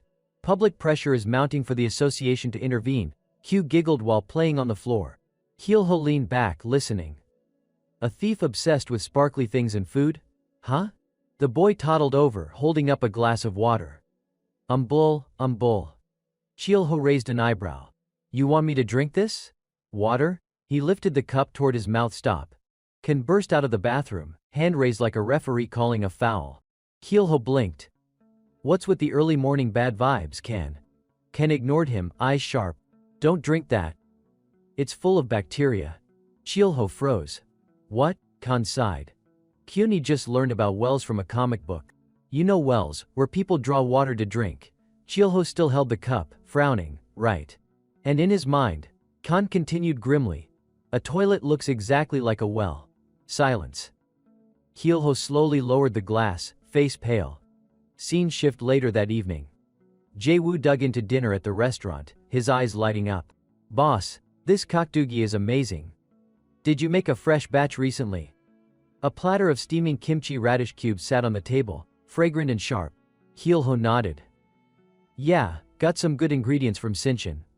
The doorbell chimed. "Welcome." Cheol-ho called. Manhwa stepped inside, with Sang-hoo right behind him. "Today I came with a friend," Manhwa said with a smile. Manhwa gestured toward his companion. "This is Captain Gam Sang-hoo." Sang-hoo offered a polite bow. "Hello, I've heard quite a lot about you." Cheol-ho blinked in surprise. "Huh, he's so polite? Didn't expect that." Sang-hoo then turned to Jae-woo. Lancer Mage, good to see you. Jay-Woo shot up from his seat, flustered. Yes, hello. Ah, the Awakener Association, right? Sang-Hoo sighed lightly, adjusting his collar. Indeed. What a pleasant afternoon this could have been, if not for yet another joint meeting. He forced a smile, chuckling awkwardly. Ha, heh. Jay-Woo's eyes flicked toward Manhwa, then went wide. Oh my god. You're Shikshin, aren't you? Shikshin? Cheol-ho tilted his head. Jay-Woo practically vibrated with excitement. Yes. The Shikshin Kim Manhwa. The one who pulled off that unbelievable feat against the hidden boss in the Shinshin raid. Boss. Don't you know? His name's been making waves worldwide. And here, if you're famous enough, people attach a special title right to your name. Cheol-ho finally understood. So that's how it works here. Titles stick like nicknames for the renowned. Manhwa gave a modest smile. It's all thanks to the restaurant owner here. Cheol-ho waved a hand, grinning. Don't mention it. Honestly, I was waiting for you to drop by. They sat down together. Cheol-ho clapped his hands. I'll put in ramen for both of you today. My treat. Manhwa chuckled. Sounds great, one bowl for me. Sang-Hoo's eyes lit up. You know what, make it two. I suddenly feel like ramen too. Minutes later, Cheol-ho placed steaming bowls before them. Here's your ramen, gentlemen. Manhwa wasted no time. Within seconds he'd slurped down the entire bowl. Sang-Hoo froze, stunned. You finished all that in one go? Incredible. Manhwa burst out laughing. Ho ho ho. Sang-Hoo shook his head, sighing. If you're done eating, you should head out first. Didn't you say you had to stop by your daughter's school? Manhwa frowned. Even so, I'd feel bad leaving before you. Cheol-ho interjected calmly, it's fine. Better to enjoy your personal time after work. For us it's all about staying ready, so take the rest you can. Go ahead. Manhwa nodded gratefully. Then I'll excuse myself. He rose and left. Cheol-ho glanced at the two of them, a faint smile playing at his lips. The bond between those two isn't half bad. He flipped open a newspaper, chuckling quietly. But suddenly silence. Too quiet. Cheol-ho lowered the paper, glancing across the table. Sang-Hoo's head had drooped, resting on the wood. He was asleep. And then, a memory surged forth. Sang-Hoo, voice raw with fury, screamed into the chaos, "Goddammit. You crazy bastard, are you insane?" The ground shook. A nine-tailed fox thundered down the street, divine energy raging like wildfire. Sang-Hoo's curses echoed against the night. Of all the things you could have messed with, you had to pick a sacred beast. The creature's killing intent flared, its eyes blazing as it lunged forward. Kim Sang-Hoo slumped forward, his face buried against the table. A low groan escaped his lips. A moment later he suddenly jerked upright, eyes narrowing on the man across from him. Ah damn, Sang-Hoo muttered helplessly. It's already this late. Sorry about that. Cheol-ho gave him a gentle smile. Don't worry. There aren't any other customers tonight anyway. How about a proper meal? Sang-Hoo waved his hand politely. No need. I don't have much of an appetite. But before he could say more, the radio on the counter crackled to life. Due to the recent surge in petty theft, many shopkeepers are struggling with. Sang-Hoo hesitated, then quietly asked, could I get a little drink instead? Cheol-ho raised an eyebrow. Drink? Sure, but this place only serves soju and beer. Soju then, Sang-Hoo replied quickly. And maybe a few side dishes. Whatever you think is good. Cheol-ho did a quick tally of the ingredients he'd picked up at the market that morning. With what I've got, I could probably pull this off. Sashimi, he offered at last. Sang-Hoo blinked. Sashimi. Cheol-ho nodded firmly. Yes, I managed to buy a fine one today. The scene shifted, as though carried by Cheol-ho's thoughts. A man held up a painting, his voice echoing when monsters first appeared through dimensional rifts. A new era of beasts arrived on land. And in the oceans the same thing happened. A fish hit the cutting board with a heavy slap. The voice continued. Contemplative, the species once common on Earth 30 years ago are now rare. In their place, fishermen haul up creatures that share a similar taste. Cheol-ho studied the specimen before him. This one's called a duke fish. A full-grown adult can reach over 3 meters. Which means this little guy is just a juvenile. His knife worked with precision, hands moving on instinct while his mind wandered. Its flavor's close to white flesh fish. If I had to compare, something like sea bass, maybe halibut. The blade slid cleanly, separating head from body, His thoughts deepened. I used to hate sashimi. Always felt like an overpriced luxury, not worth the money. But once you know the taste, nothing compares. A short while later he set down a large platter. Here you go. Try it with the angel hair radish underneath, Chiolho said, his tone still calm. The table now glistened with a generous spread, slices of Duke fish sashimi, neatly fanned across the plate. Sang-ho's eyes lit up. It's been so long since I've had sashimi. He quickly picked up a piece with his chopsticks, then whispered to himself, well then. The moment it hit his tongue, the flavor bloomed clean, subtle, refreshing. So crisp. So light. Paired with the cool crunch of radish, it feels like all my fatigue is just melting away. He lifted his glass, tossing back a shot of soju before the sashimi could even slide down his throat. Aha, he exhaled, satisfied. Glancing up, he grinned. Now this is the first time all week I actually feel like I've clocked out of work. Chiolho's face didn't change. Is that so? He replied flatly. Sang-ho's face brightened as he rambled on. Yeah, the emergencies are all cleared up, so I've got about 2 days off. This is actually my first vacation in 2 years, though I guess half the day's already gone. His voice drifted, sliding into memory. The days of monster hunts, fighting non-stop, day after day.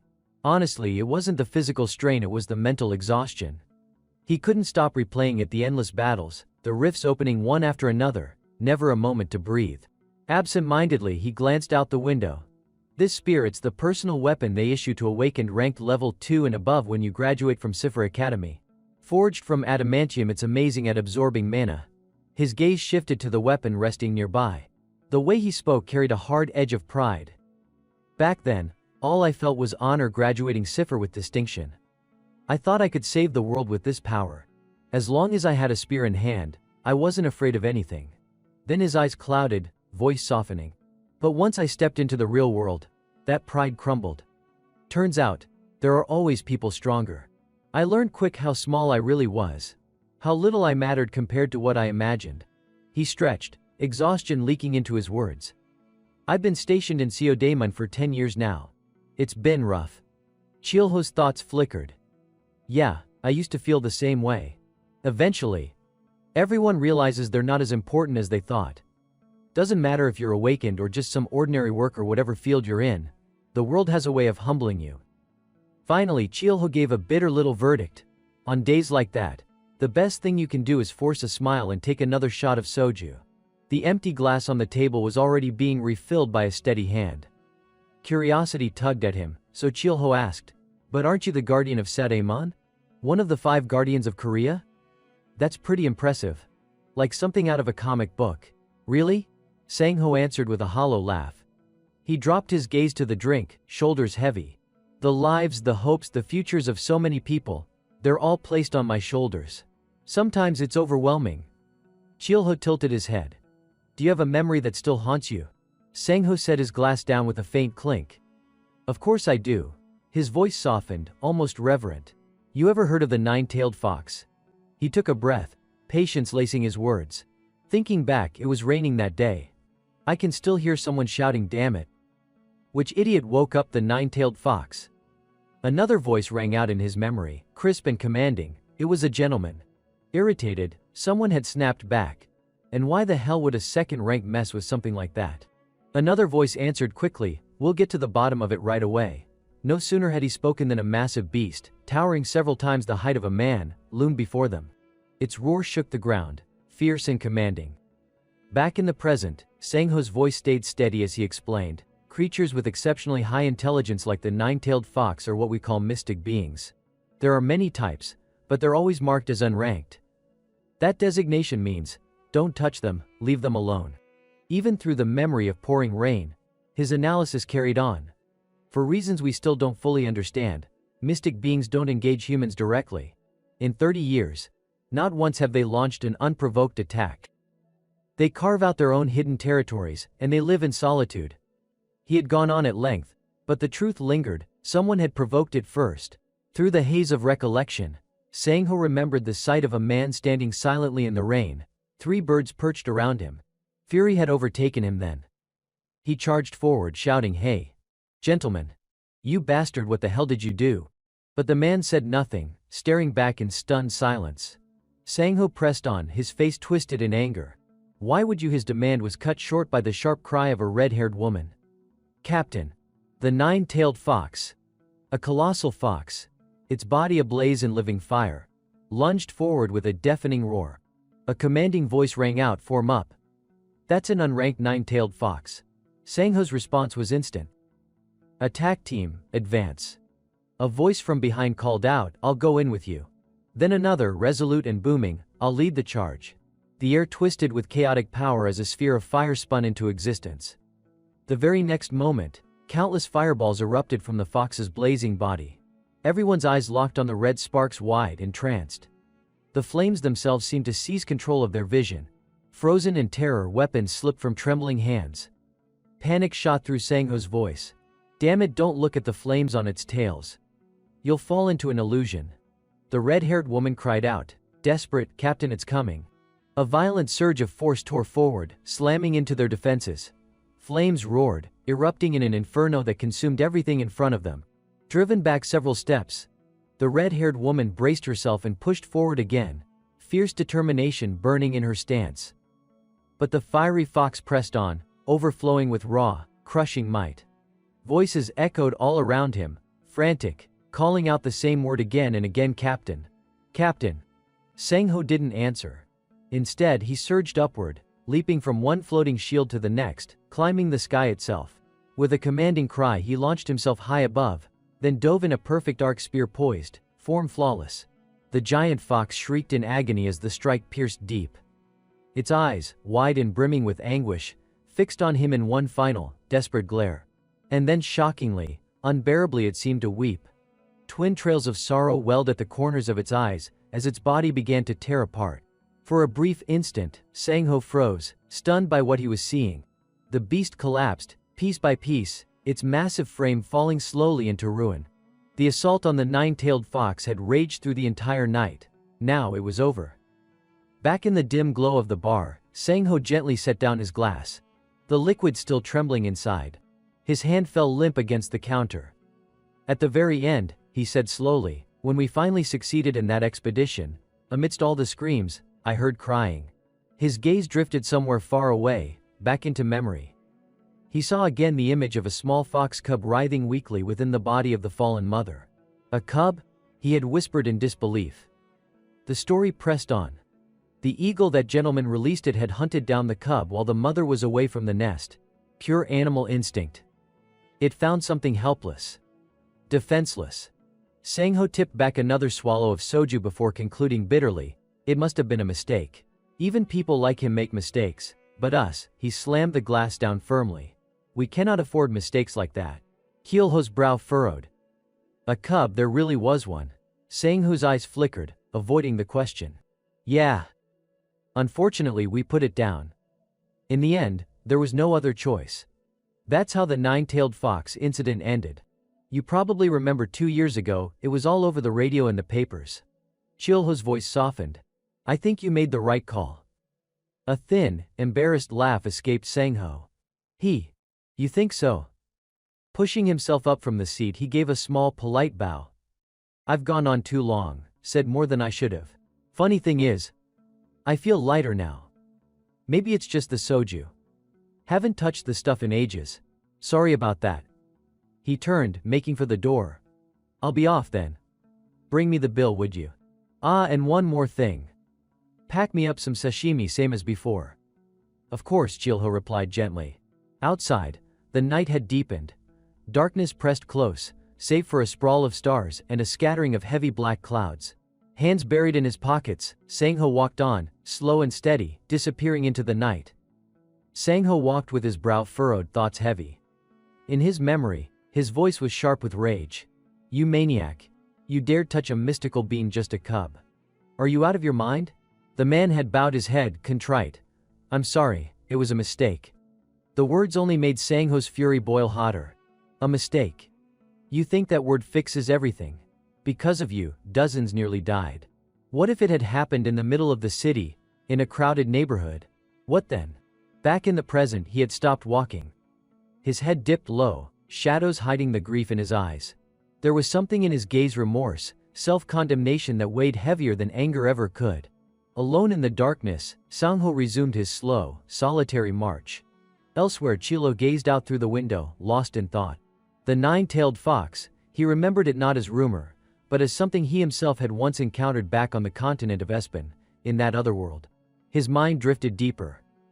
They weren't like the monsters who invaded under the Demon King's banner. No, these creatures were gentle toward humans. In the eastern lands, there was even a saying, bow 3 times when passing the mountains under the nine-tailed fox's protection. And yet, I hunted 2 of them. And I regretted it. Both times. In his memory, the image burned bright, a magnificent fox collapsing beneath the point of his blade. Whether it was Chil-ho or Sang-ho hardly mattered anymore, the weight of those memories felt the same. Certain scars never faded. Meanwhile, Sang-ho had stopped by the roadside, setting down the bag of food he carried. His voice came in a hoarse whisper. They stay with you like invisible scars. Like screams you can't quite hear. Then, suddenly, his eyes widened in shock. From the night sky, 3 blazing fireballs descended slowly toward him, crackling as they drew closer. And in that moment, it was as though every unshakable memory, every regret, every scar had circled back to him at once, demanding to be remembered. 3 glowing orbs appeared right in front of Kim Sang-ho. A heavy paw stepped forward toward him. It was the nine-tailed fox. With each step, it let out a low cry. Kim Sang-ho frowned the moment he saw it, thinking to himself, I can't kill it. He remembered the first time he'd encountered it when it was injured. Back then, too, I couldn't bring myself to kill it. Holding out food toward the nine-tailed fox, his thoughts churned. Was it because of those desperate eyes it had when it was on the verge of death? I don't know. I just didn't want to kill it. He propped his chin on his hand and sighed. I'm not fit to be a protector. Not at all. Kim Sang-ho finally spoke. So, how many mana crystals have you stolen to already have 3 tails? There was even an article about it. You know that. The nine-tailed fox tilted its head in confusion but paid him little mind, continuing to eat. Frustrated, Kim Sang-ho grabbed it by the scruff of its neck, despite its fierce resistance. The creature glared at him with fiery eyes. As it tried to lash out, he said firmly, listen carefully. His voice turned grave. I can't turn a blind eye to this any longer. The association will step in soon. Leave the city. Find a quiet place. Live in peace. He threw the nine-tailed fox down and barked, go. It let out a plaintive cry, as if trying to hold onto him, and he winced at the sound. With a sharp motion, he struck the air to intimidate it, startling the fox. Go on, kid. Get out of here. Watching it finally run off, Kim Sang-ho muttered with relief. Yeah, that's it. He stood alone in the darkness. Go. Hurry. The nine-tailed fox leapt swiftly across the rooftops. Suddenly, a noise caught its attention. It turned out to be Kyul, banging on the glass window to call it over. Kyle pushed the window open and chirped, Apapa, Yumuru, Yumuru. The nine-tailed fox brushed its paw against Kyle's cheek. His skin was soft, and in the fox's mind, anything soft and harmless must surely be a friend. It played around, making little gestures that made Kyul clap his hands in delight. Just then, Kang Chil-ho stepped through the door. So it's you. The nine-tailed fox, startled, darted behind the door to hide. Chil-ho lifted Kyul into his arms and addressed the fox. No wonder I sensed fox spirit energy from behind the mountain. You hungry? Want something to eat? The creature shook its head.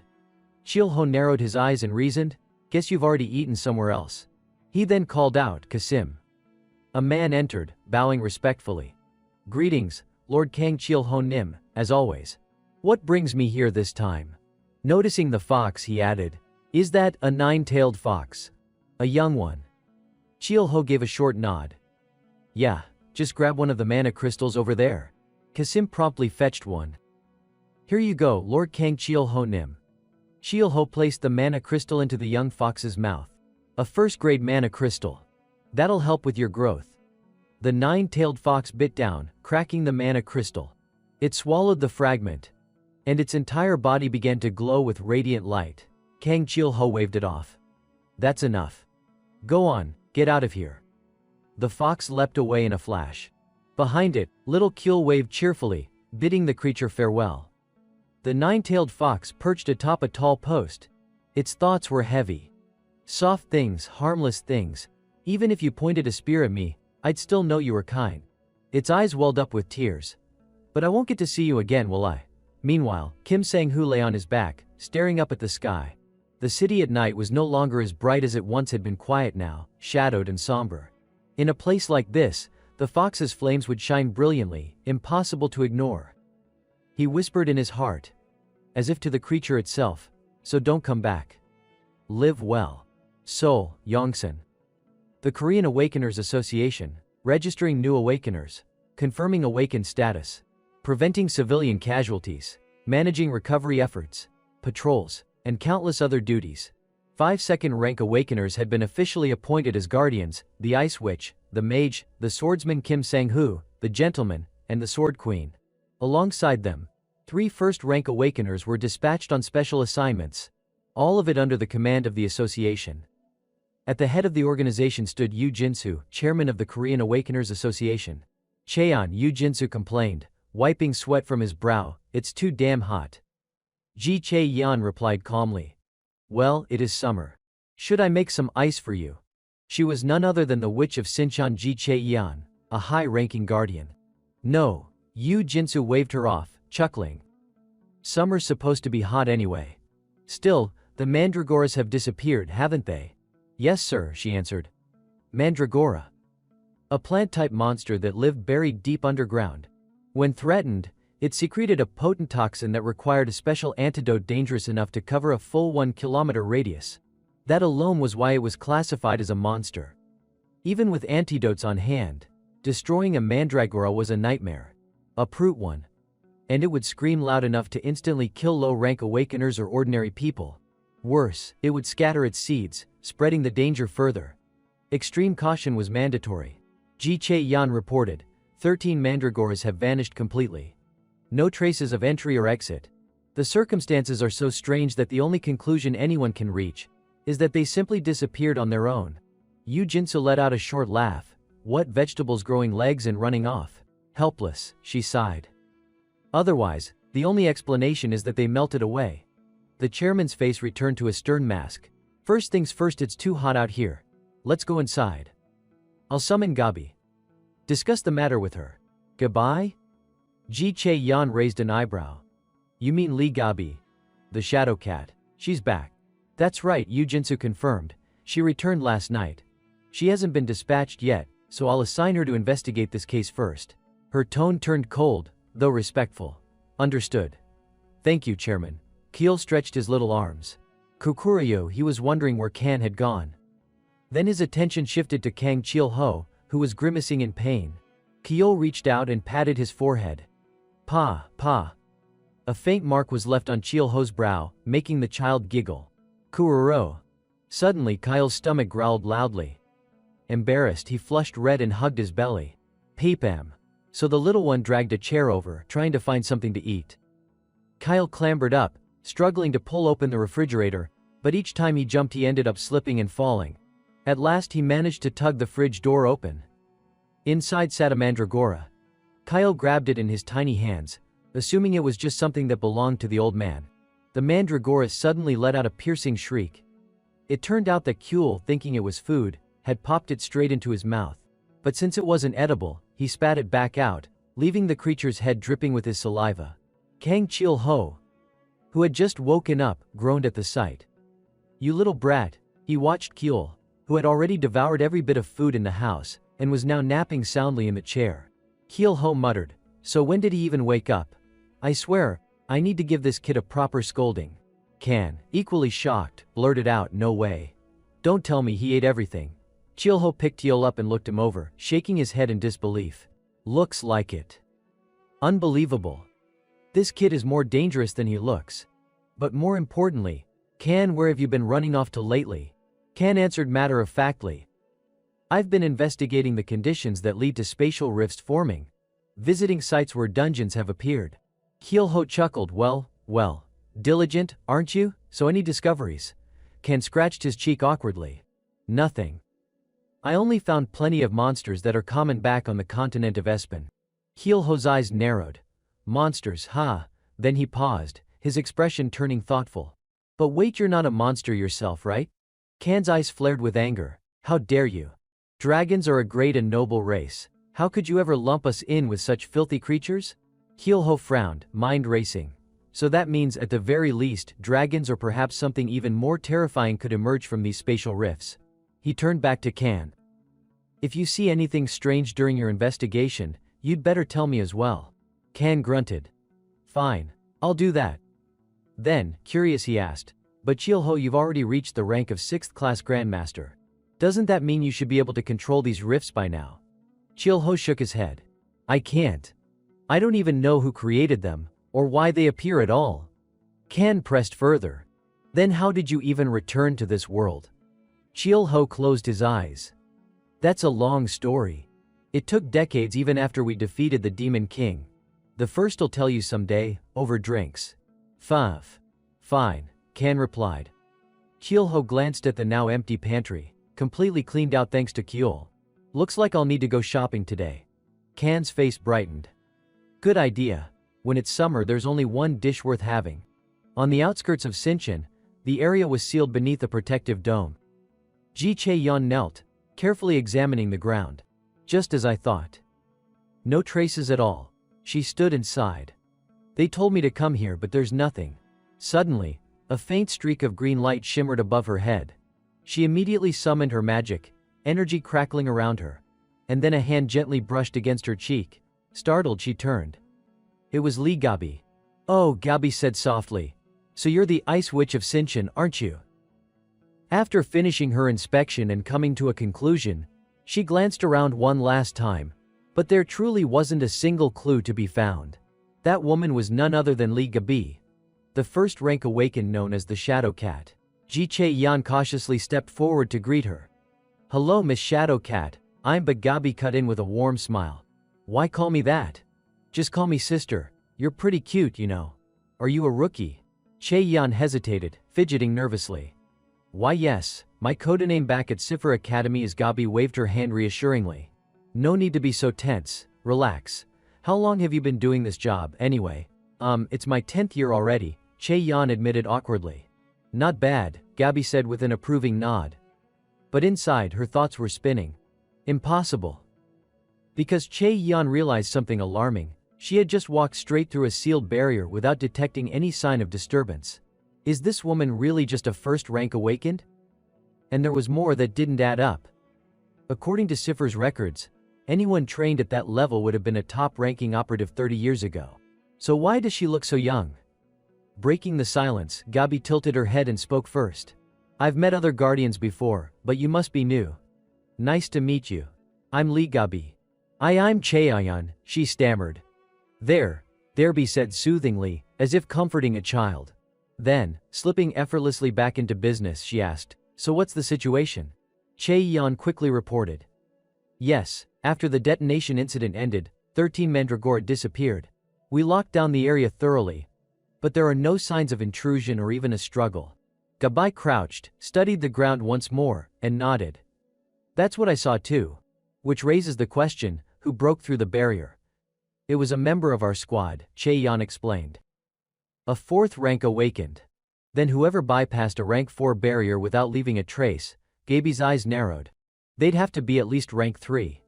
Which means, she straightened and gave her order. Start by tracking mercenary activity around Central Seoul. She tapped her chin thoughtfully before asking, where's the nearest large mercenary group? The Temple Mercenary Corps, based in Seodaemun, Chae-yeon answered. Perfect. Let's head there first. I'm starving. We'll eat while we work. And Gabi smirked. We might just run into that punk I always butt heads with. Oh right, make sure he buys us meat. Meanwhile, in a room bathed in warm light, Kan was utterly lost in affection. He cradled the sleeping Keel in his arms, planting soft kisses over and over. His heart felt like it was melting. So cute. So precious, he whispered, unable to stop himself.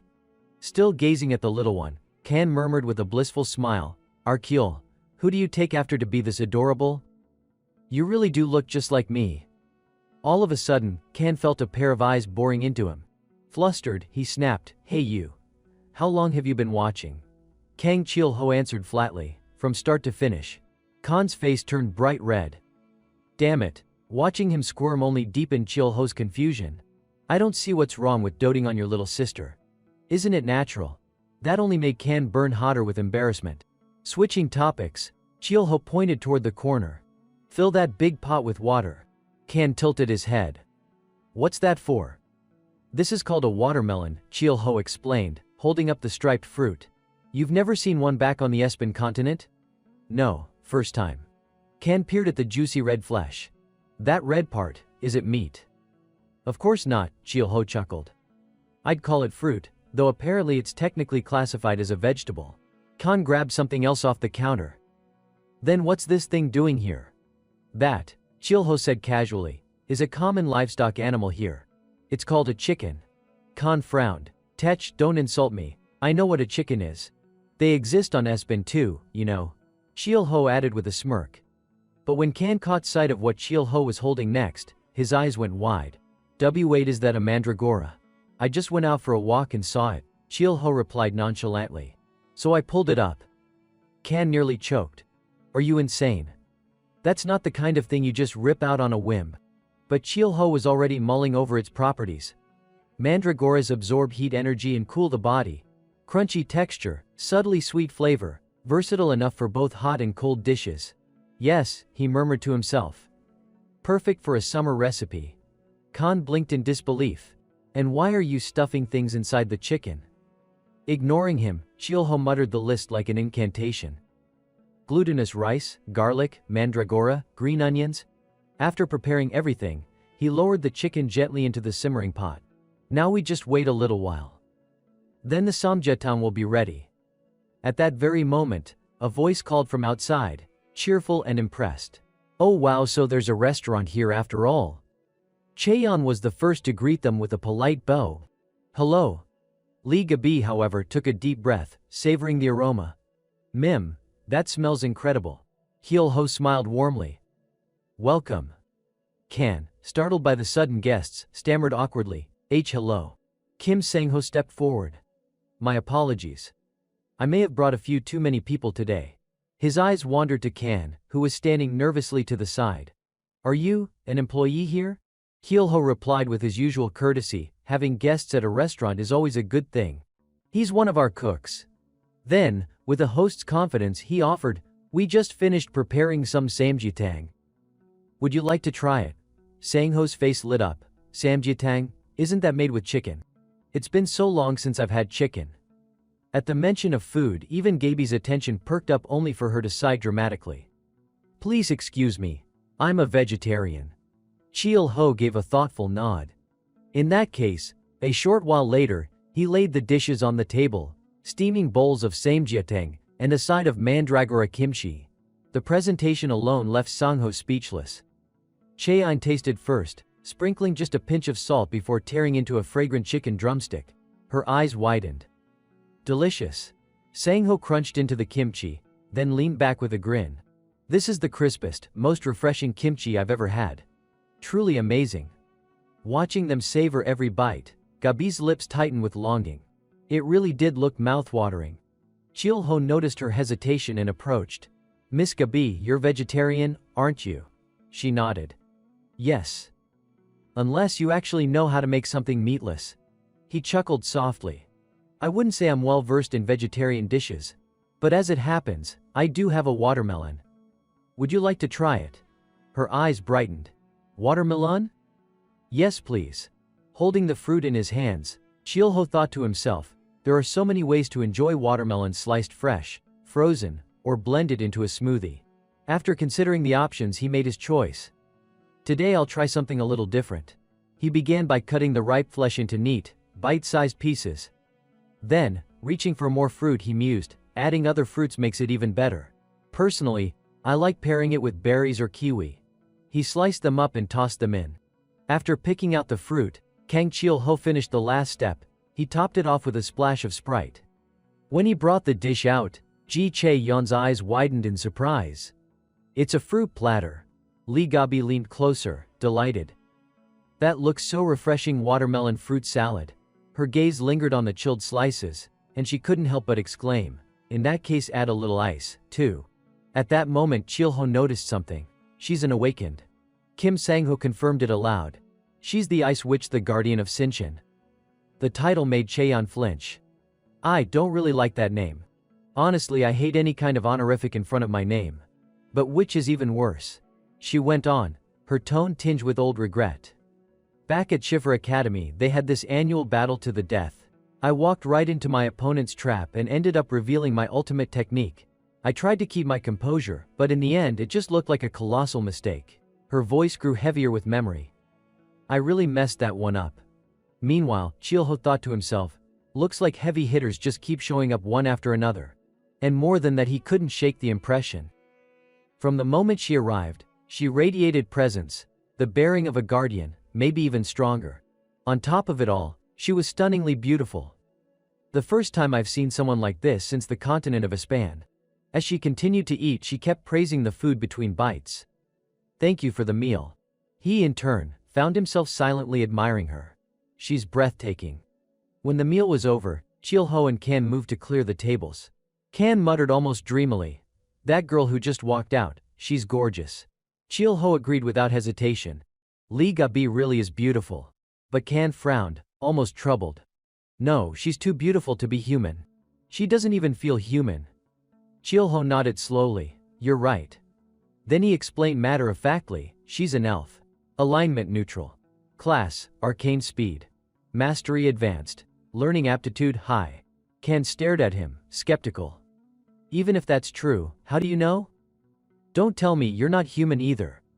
Chilho answered calmly, I confirmed it using appraisal. Arcane speed is a class only elves can possess.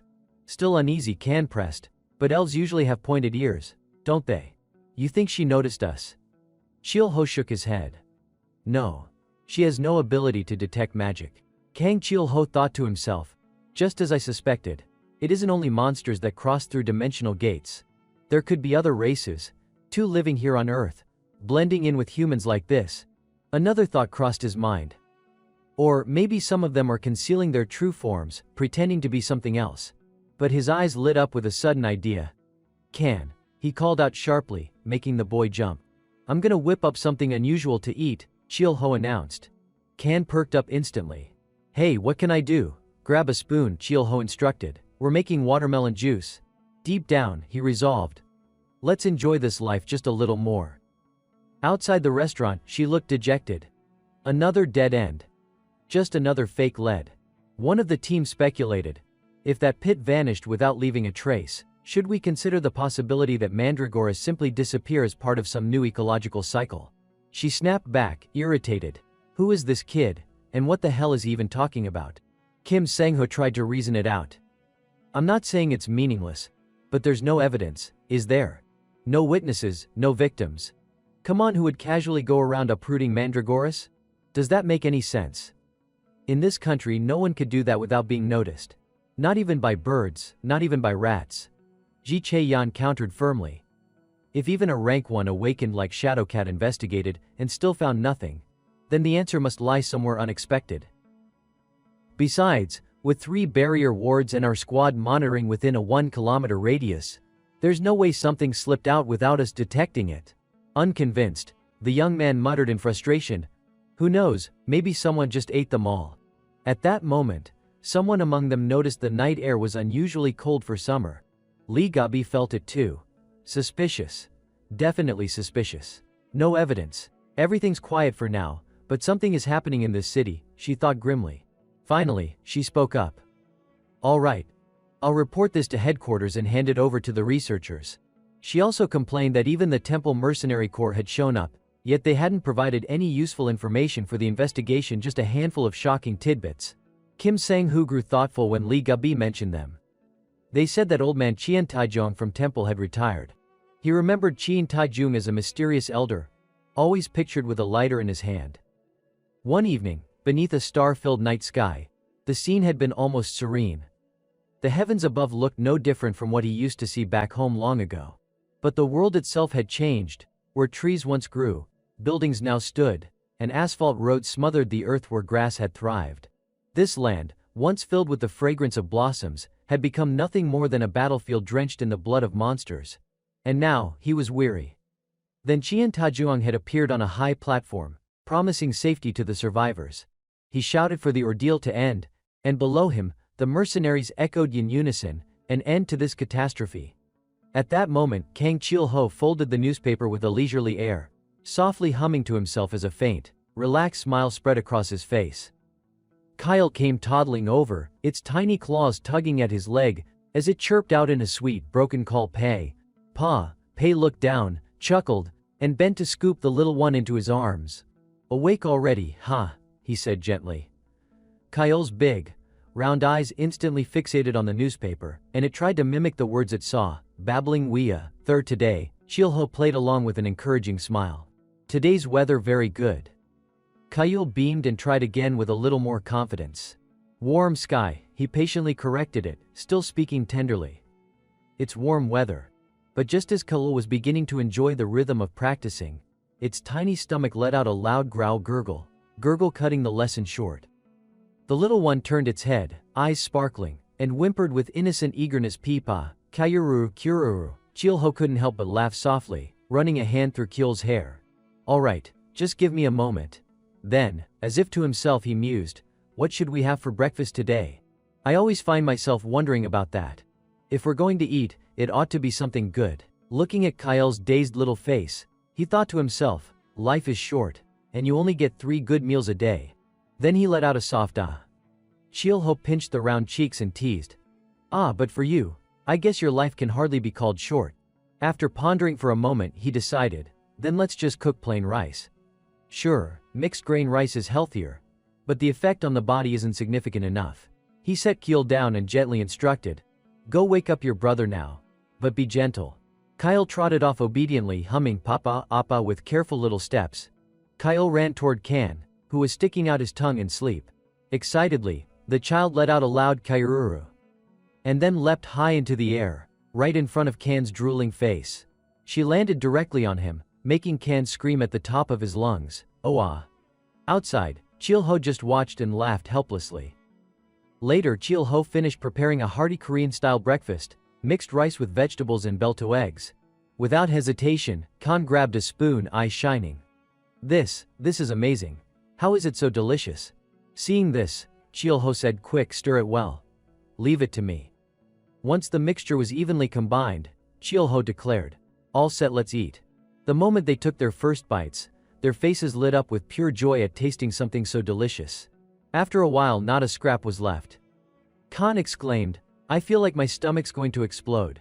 Noticing that Kyle was quieter than usual, Chilho asked, Kan, the little one's been acting a bit strange these past few days, just eating and sleeping. Is that normal? Kan smiled faintly and replied, tapping Kyle's sleepy face, Meme? Ah, that's normal. She's 3 months old now. At this age, it's common to just eat and sleep as she grows. It's all part of the process.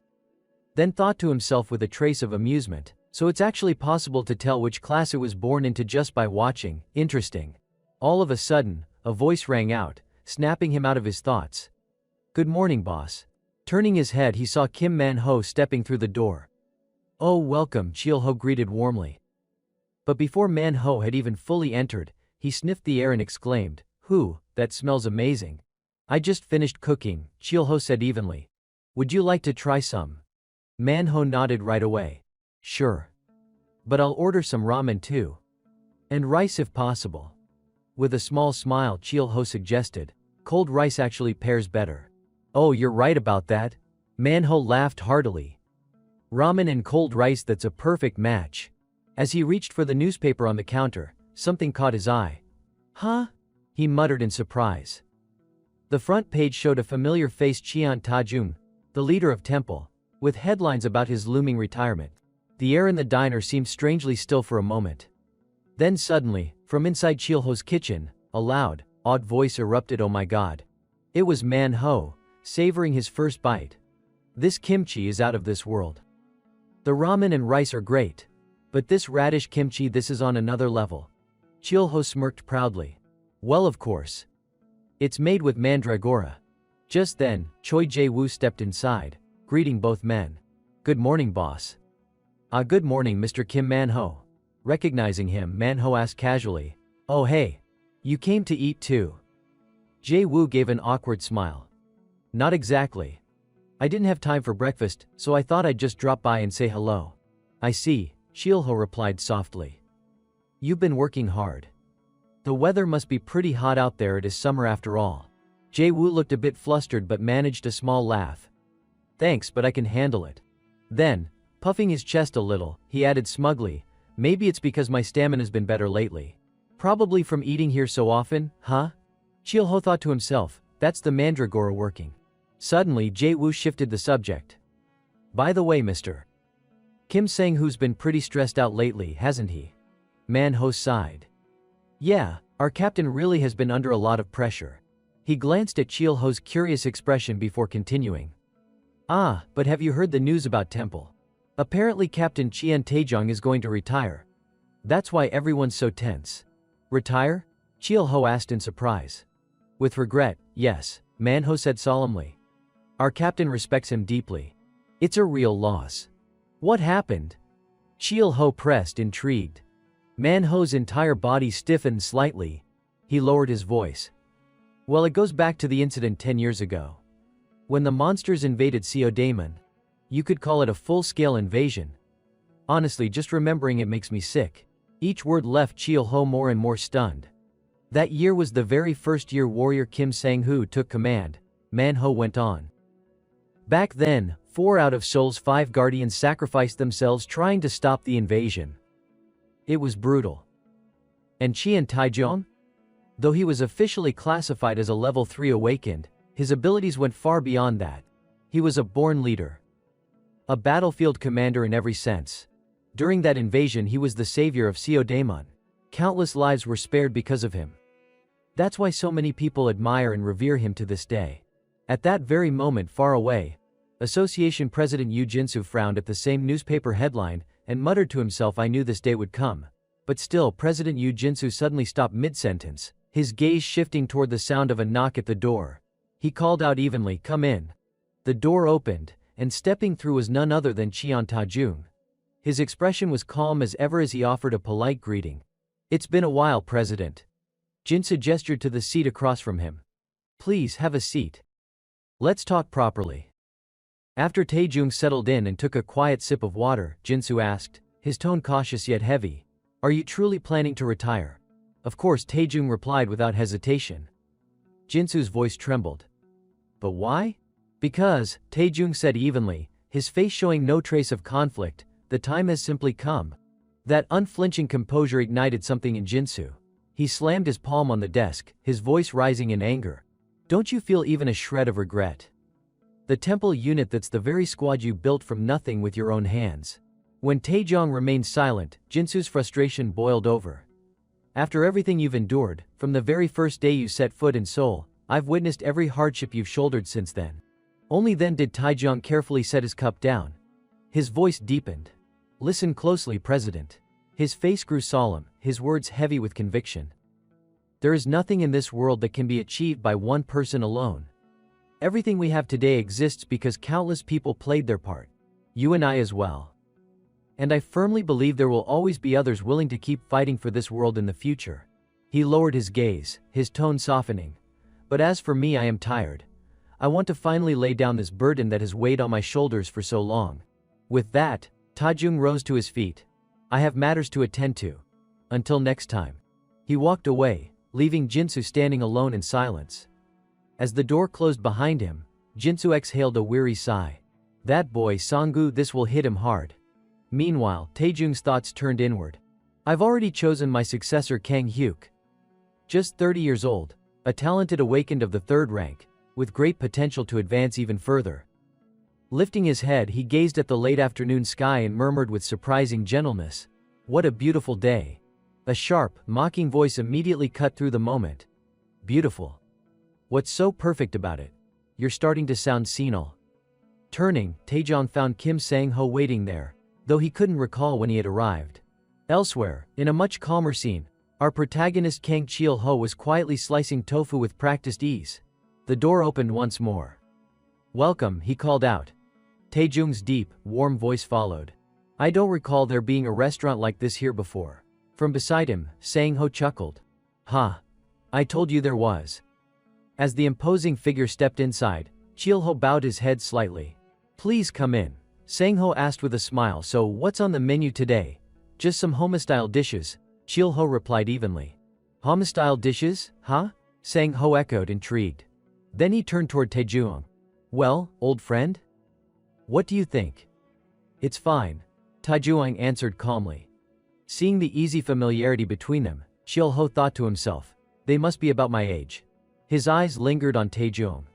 A veteran. That word fits him perfectly. Aloud, he said, this meal takes a bit of time to prepare. Would either of you be in a hurry? Taejuong shook his head slightly, his voice steady but carrying a weight of finality. No, I'm not busy anymore. So take your time. Hearing that answer, Chil-ho smiled gently. All right then. Out of nowhere, Kim Sang-ho spoke up. Ah, I was just showing him the way.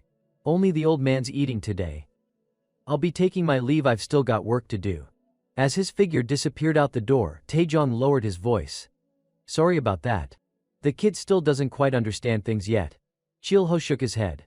There's no need to apologize. After all, he's still a guardian. With that, Taejuong lit a cigarette, the flame briefly reflecting in his eyes. When did that kid grow up so much, he muttered, almost to himself. Then he suddenly realized. Ah, my apologies. Is smoking allowed here? Chil-ho answered calmly. It's fine, as long as there aren't other guests. Please make yourself comfortable. From the pot simmering away, a fragrant steam rose and filled the room.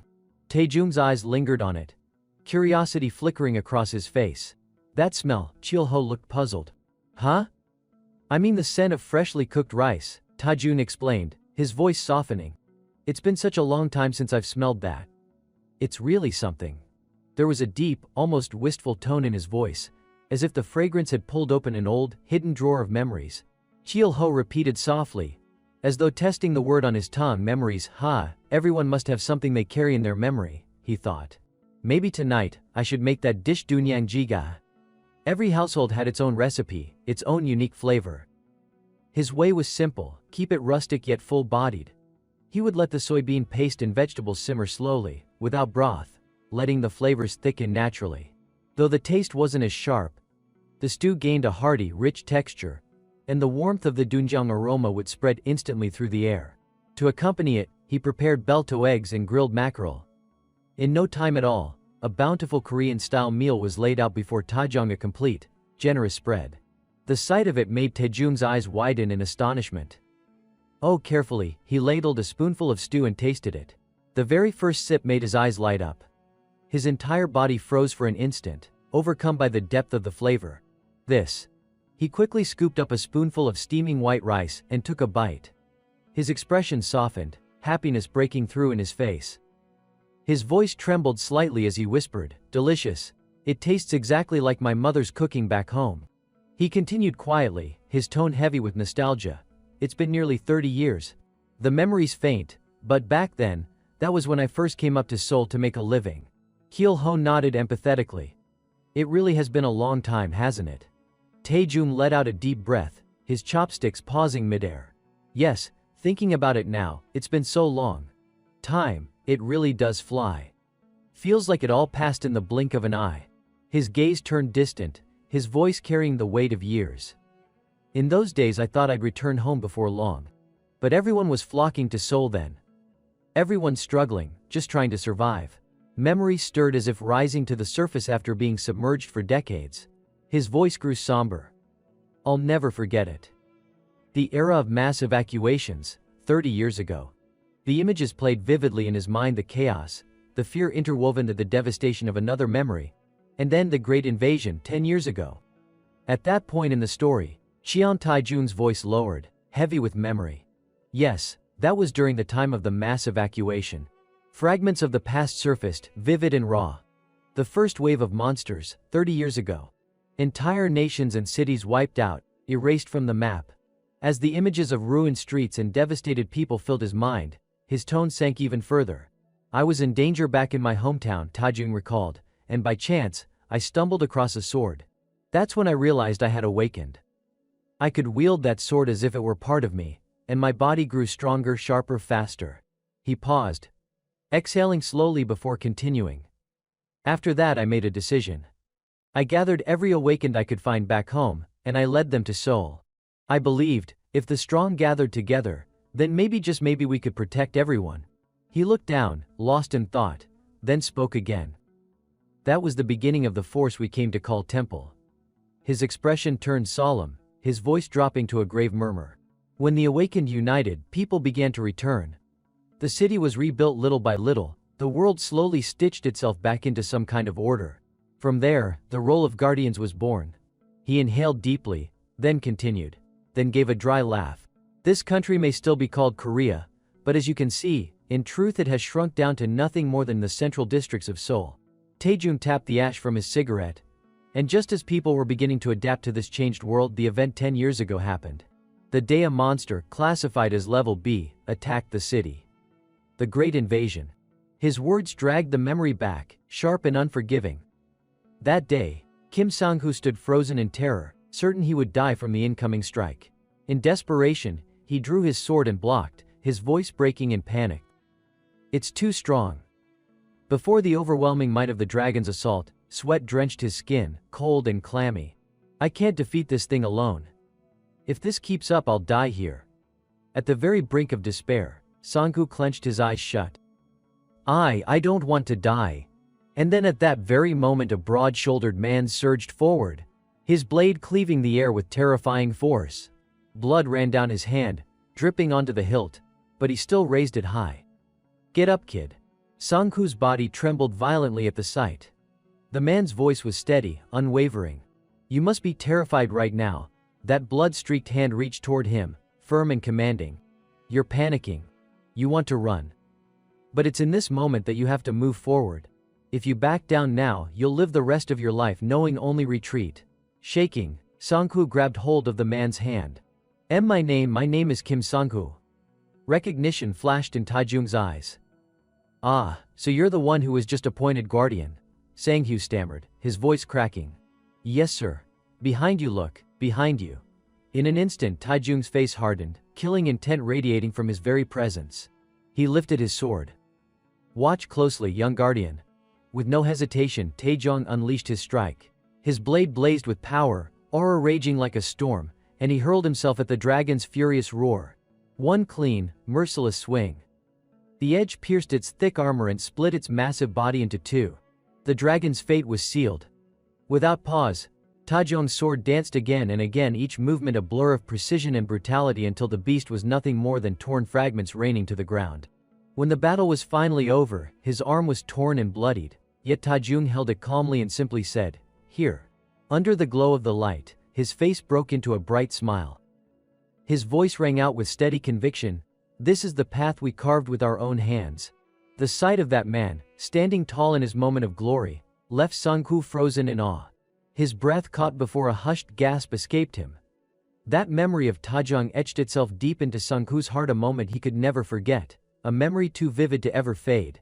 Later, lost in thought amid the silence, Sang-woo whispered to himself, almost like a confession, It's so peaceful here, uncle. Then came the sound of footsteps as he turned and began to walk away. Running now, spear in hand, he raised his voice with determination, No monster must be allowed to appear here. This place must remain safe. But suddenly Sang-woo froze. His eyes darted around, scanning the area. This is the place where he once stood. The place he could finally rest. His brows furrowed in grief. This is all I can do now. I have to repay the man who saved my life. He fought to wipe away the tears he had held back for so long, but they spilled out regardless. Damn it, reason could no longer hold him together. He collapsed to his knees, breaking down completely. Why? Why isn't there a single monster here?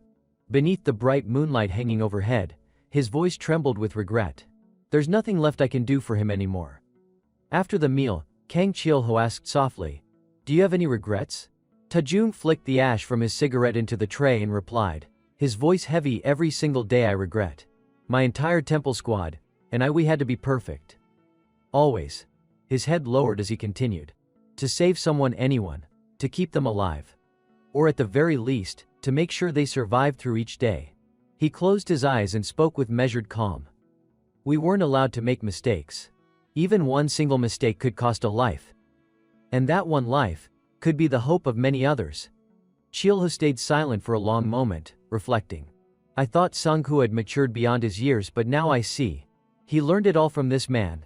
His thoughts spiraled inward. Anyone would grow weary. always being forced to live up to perfection. And yet, despite that exhaustion, he still managed to raise an entire generation of successors. As Taejung pushed his chair back, preparing to leave, Chilho asked, "Are you heading back to your hometown?" "Yes," Taejung answered immediately. Chilho's gaze lingered on him, unwavering. He could sense the weight of all Taejung had endured. Living for others, that was how I spent most of my life in that other world too. When Taejung reached for his wallet, he asked casually, "How much do I owe you, old man?" Chilho waved him off with a firm shake of his head. "It's all free." He froze for a moment, stunned, as if he couldn't quite believe it. "Huh?" Seeing his reaction, Chilho replied gently, "Our restaurant usually waives the bill for those who are about to return to their hometown." Taejung chuckled, shaking his head. What a strange little restaurant. Then he stood, turned toward the door, and added with a smile, "Thanks for the meal. I'll leave that kid in your care from now on." Those words stopped Chilho in his tracks. That boy, he's grown into a fine guardian. Taejung sighed, though there was unmistakable pride glimmering in his tone. Yeah, that kid, he really has become an excellent guardian. Turning back, he added softly, "I've treated him like my own son." "Ah, forget it." Before leaving, he still managed to flash a bright smile. "That was a pleasant conversation, boss. Thank you." And then, he walked away alone under the glow of the full moon, thinking to himself, "The moon's so bright tonight." Chilho watched his figure grow smaller in the distance, his thoughts heavy. A veteran never truly dies. They just disappear. At dawn the next morning, Taejung rode his beloved motorcycle to another place. The engine cut off, and he slipped off his helmet. He stood in silence, gazing at the city bathed in the soft glow of sunrise. With a quiet farewell, he whispered, "I'm off now." From atop a distant mountain ridge, Kim Sang-koo had been watching the whole time, eyes locked on the fading silhouette of the old man. Tears welled up as his voice trembled into the wind, "Stay healthy, old man, please." And with that, Sang-koo vanished in the blink of an eye. Moments later, on that same cliffside, a nine-tailed fox appeared.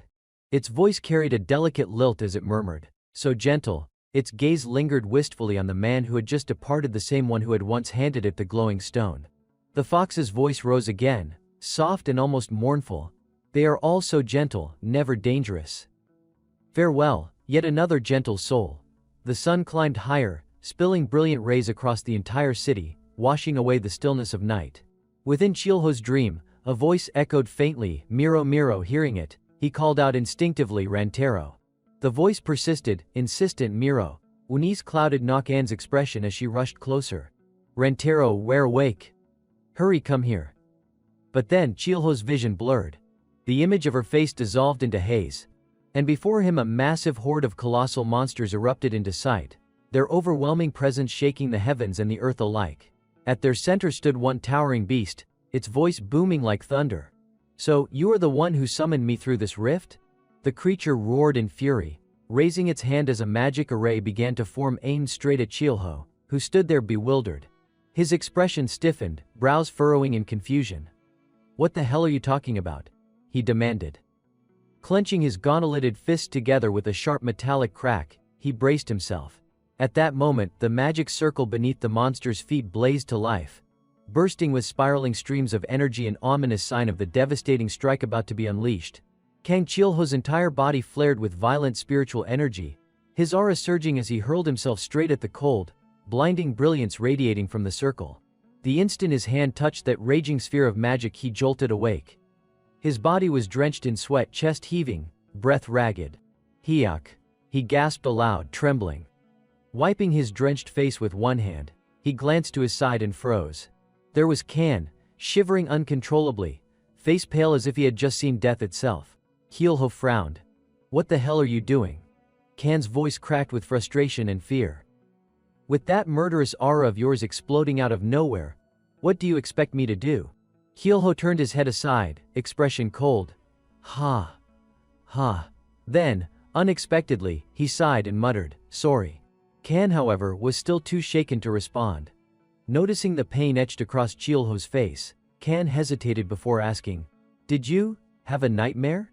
Chilho's brows knitted tighter. "No, just damn it.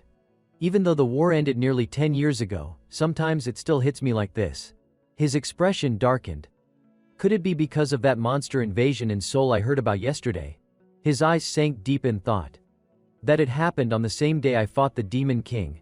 No, there's no way that was just coincidence. Turning his gaze toward the blazing morning sun, he thought grimly to himself. But, it can't be. I won't be facing the Demon King here again, right? Kang Cheol-ho stood with his arms crossed, watching Belto hum cheerfully at the front. "Q Q Q," the little one chirped while scribbling all over the floor.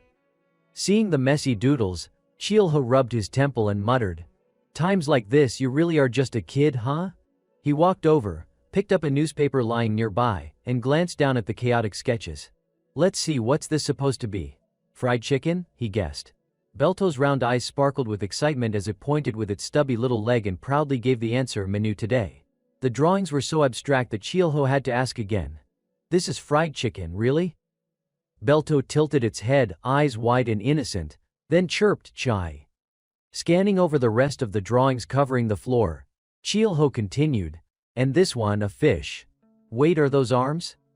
Don't tell me you were trying to draw a mermaid. Though honestly it doesn't look like a mermaid at all." Belto squealed with delight, adding a few more cheerful chi sounds. Finally, Cheol-ho scooped the little creature up, scolding gently, "You little rascal." Belto giggled and pressed its short arms against his cheeks, babbling, "Papa." That innocent act of affection melted Cheol-ho's annoyance instantly, drawing a reluctant smile from him. He set Belto back down, ruffling its small head. "Alright, I'll make fried chicken today.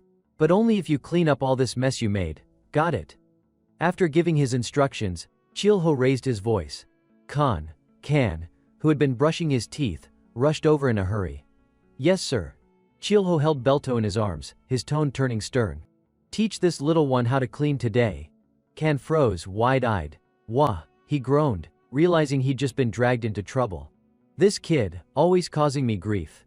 Meanwhile, Belto was still clinging sweetly to Cheol-ho, chanting, "Papa. Papa." The scene made Kan seethe with jealousy. "Why does it act closer to him than me?" he muttered under his breath. Before heading out, Cheol-ho gave a final reminder. "Watch the house carefully. I'll be back after shopping." The morning marketplace was buzzing with energy, stalls filled with goods, people haggling and calling out to customers. Cheol-ho had Belto's chicken carefully packed. The shop owner raised a brow. "Buying this much chicken, huh?" Cheol-ho chuckled. "Yeah, someone eats a lot." "Well, it is a dragon." The shop owner's face lit up.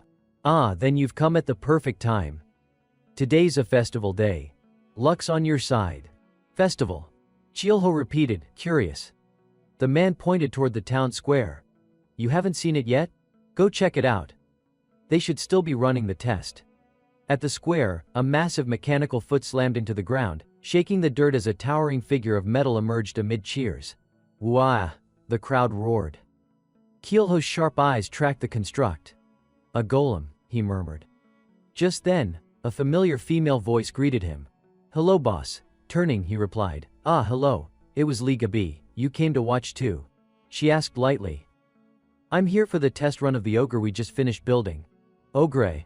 Cheol-ho repeated, unfamiliar with the name. Lee Gabi explained with a hint of pride. "Yes, that's what we call it. It's a golem you can actually control, built with magic crystals." Cheol-ho raised a brow, unimpressed. Nothing new. The Espan continent has those too." Still, his gaze lingered critically on the mechanical giant. "Strong as hell, sure. But the weaknesses are obvious. Its main advantage is brute strength, great against massive monsters.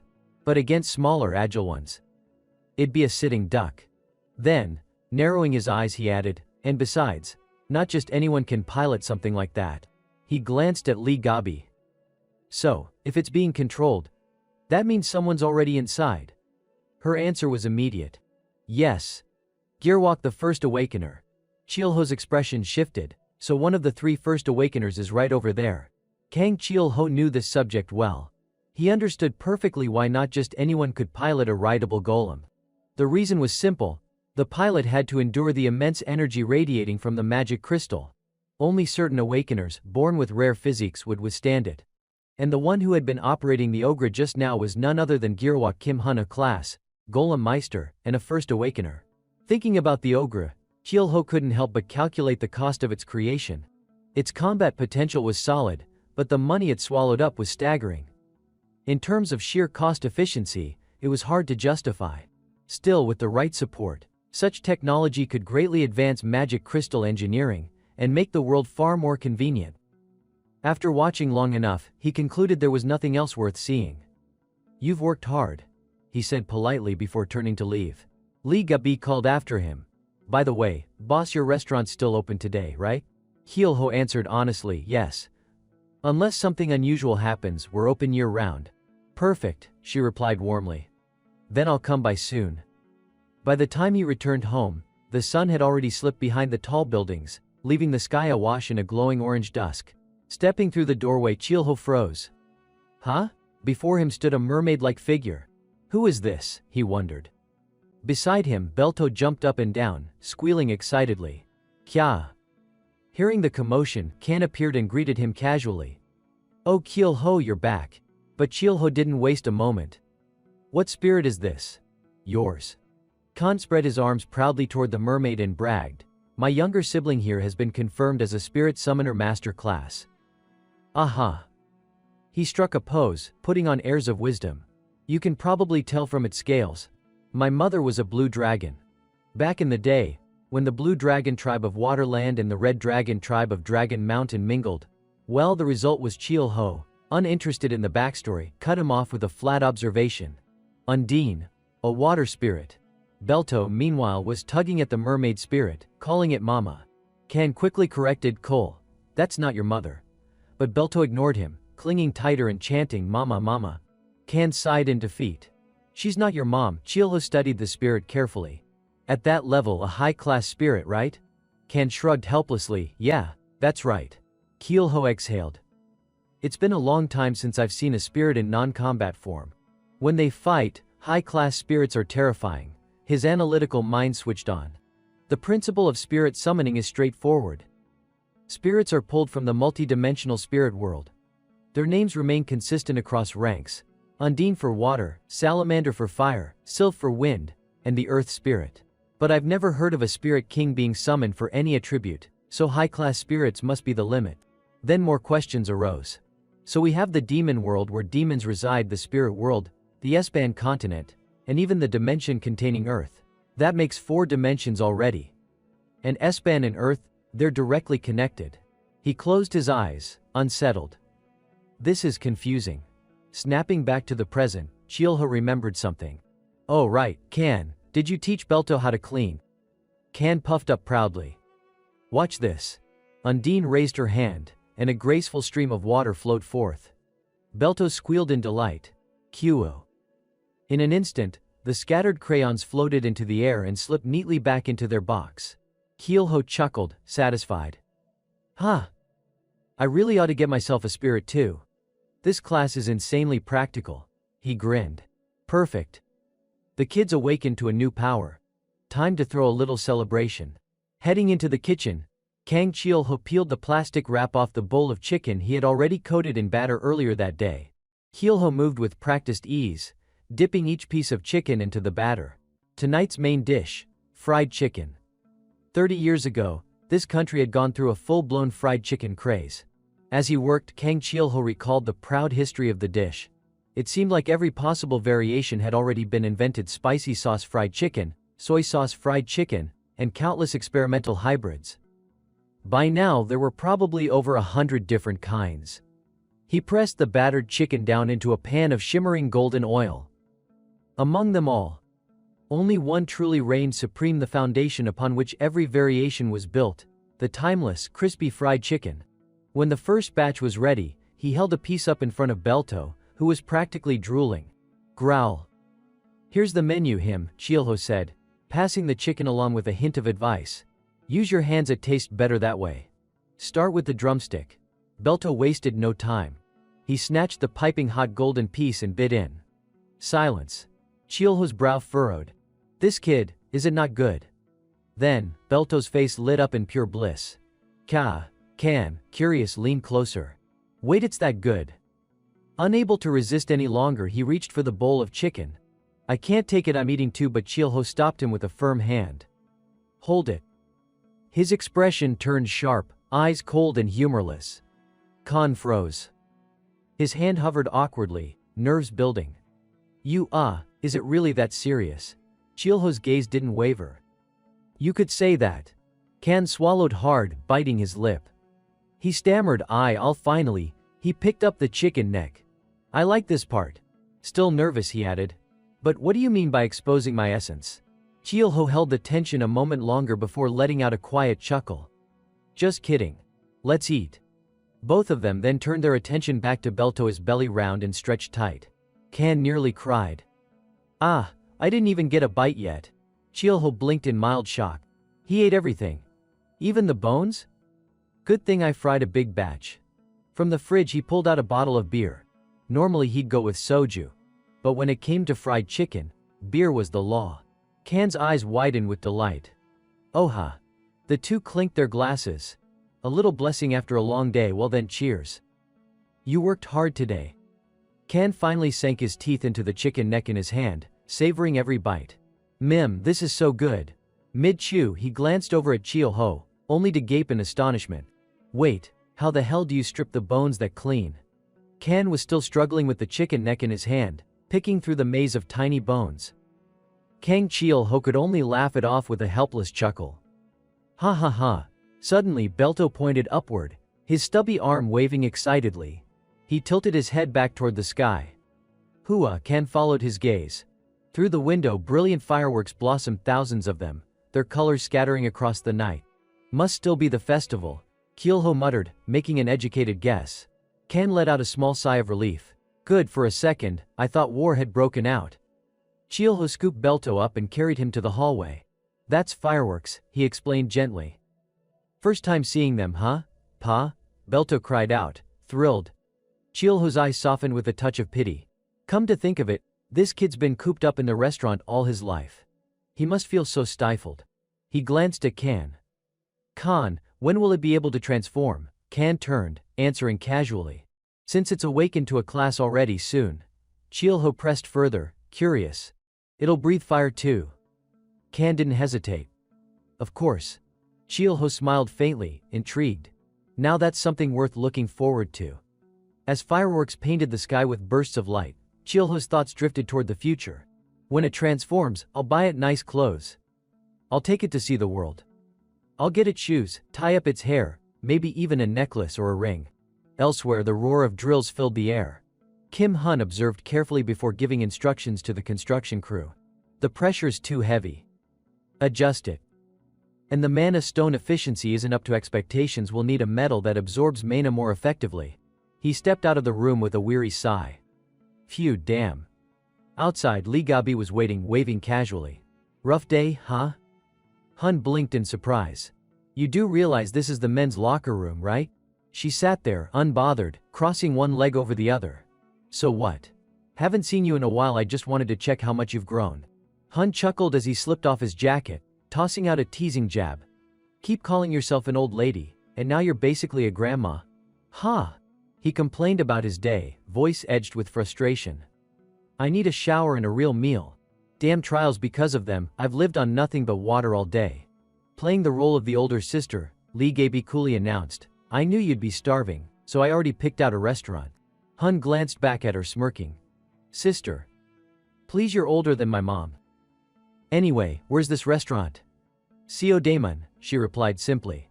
As he changed, Hun shifted the subject. Hey, did you hear about Sangu's side? Captain Cheon Tai-jung retired. I heard, Gabi said, rubbing her temples, eyes closed. Word is he went back to his hometown.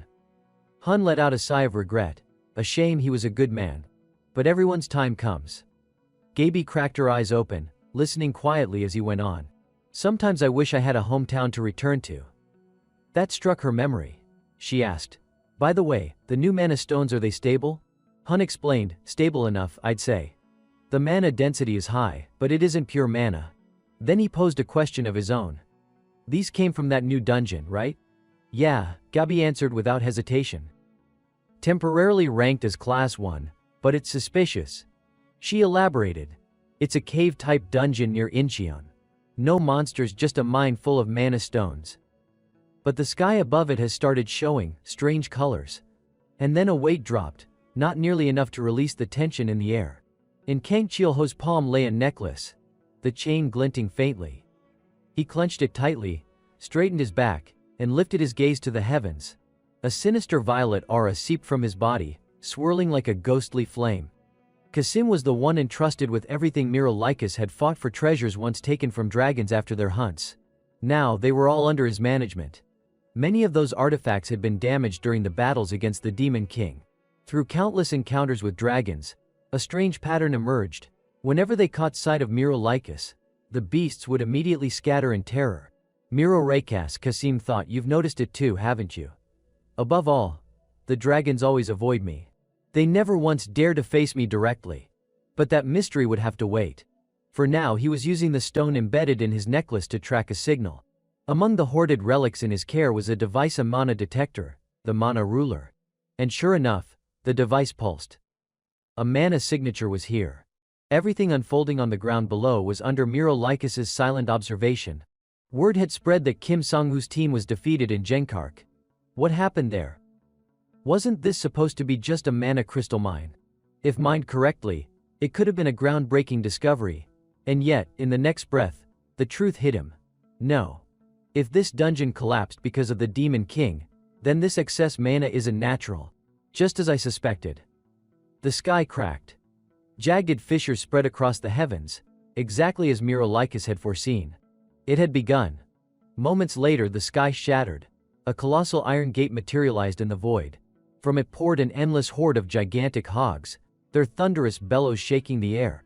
On the battlefield below, Sang-woo barked his orders without hesitation. Damn it. Formation D, battle ready. The giant hogs are charging, prepare to engage. Then he himself leapt forward into the fray. The rest of you hold the line from the outside. Those are stage 6 war hogs, fully evolved. The mages stepped in first, unleashing spells to slow the beasts that had just crashed to the earth. A shimmering wall of magical shields held for a moment, but it was straining, buckling under the weight of the stampede. Just as the barrier was about to collapse, a flash streaked down from the sky. Sang-woo descended like a spear, his lance blazing. Captain, I'm here. For a moment it seemed he would stand alone against the horde of kingpins. But then he lifted his gaze. And froze. His eyes widened, disbelief scrawled across his face. This is insane. The ground quaked violently. A shadow loomed overhead. Then boom. The earth shattered as a kingpin fell, its massive body slamming into the battlefield. Sang-woo stood stunned, at a loss for words. He forced himself to recover and shouted to the others. The kingpin is here. If the boss has shown itself, no more hogs will spawn. Focus on rescuing the injured. But the danger was far from over.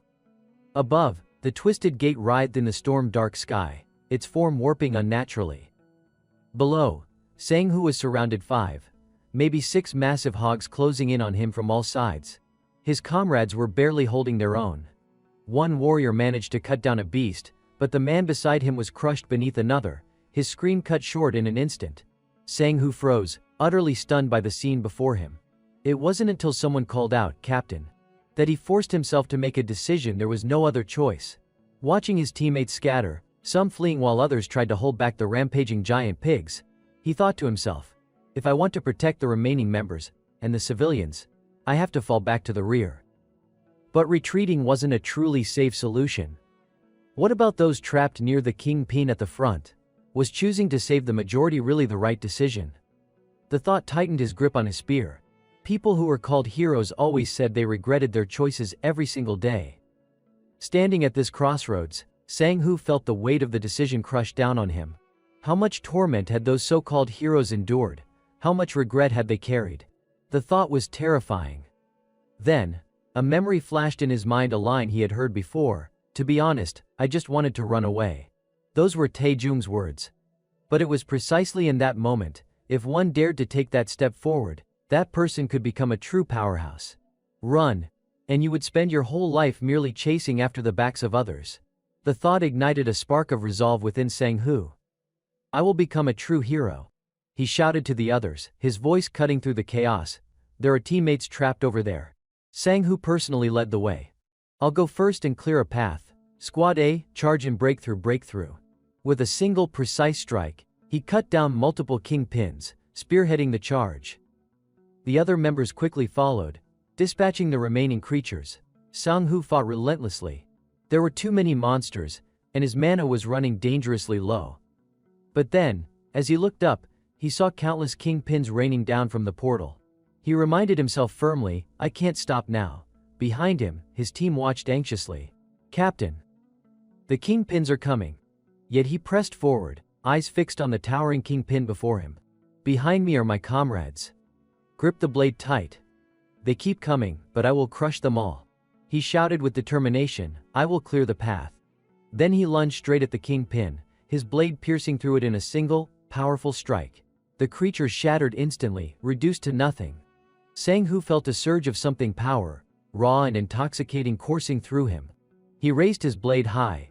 The energy overflowed, almost blinding in its intensity.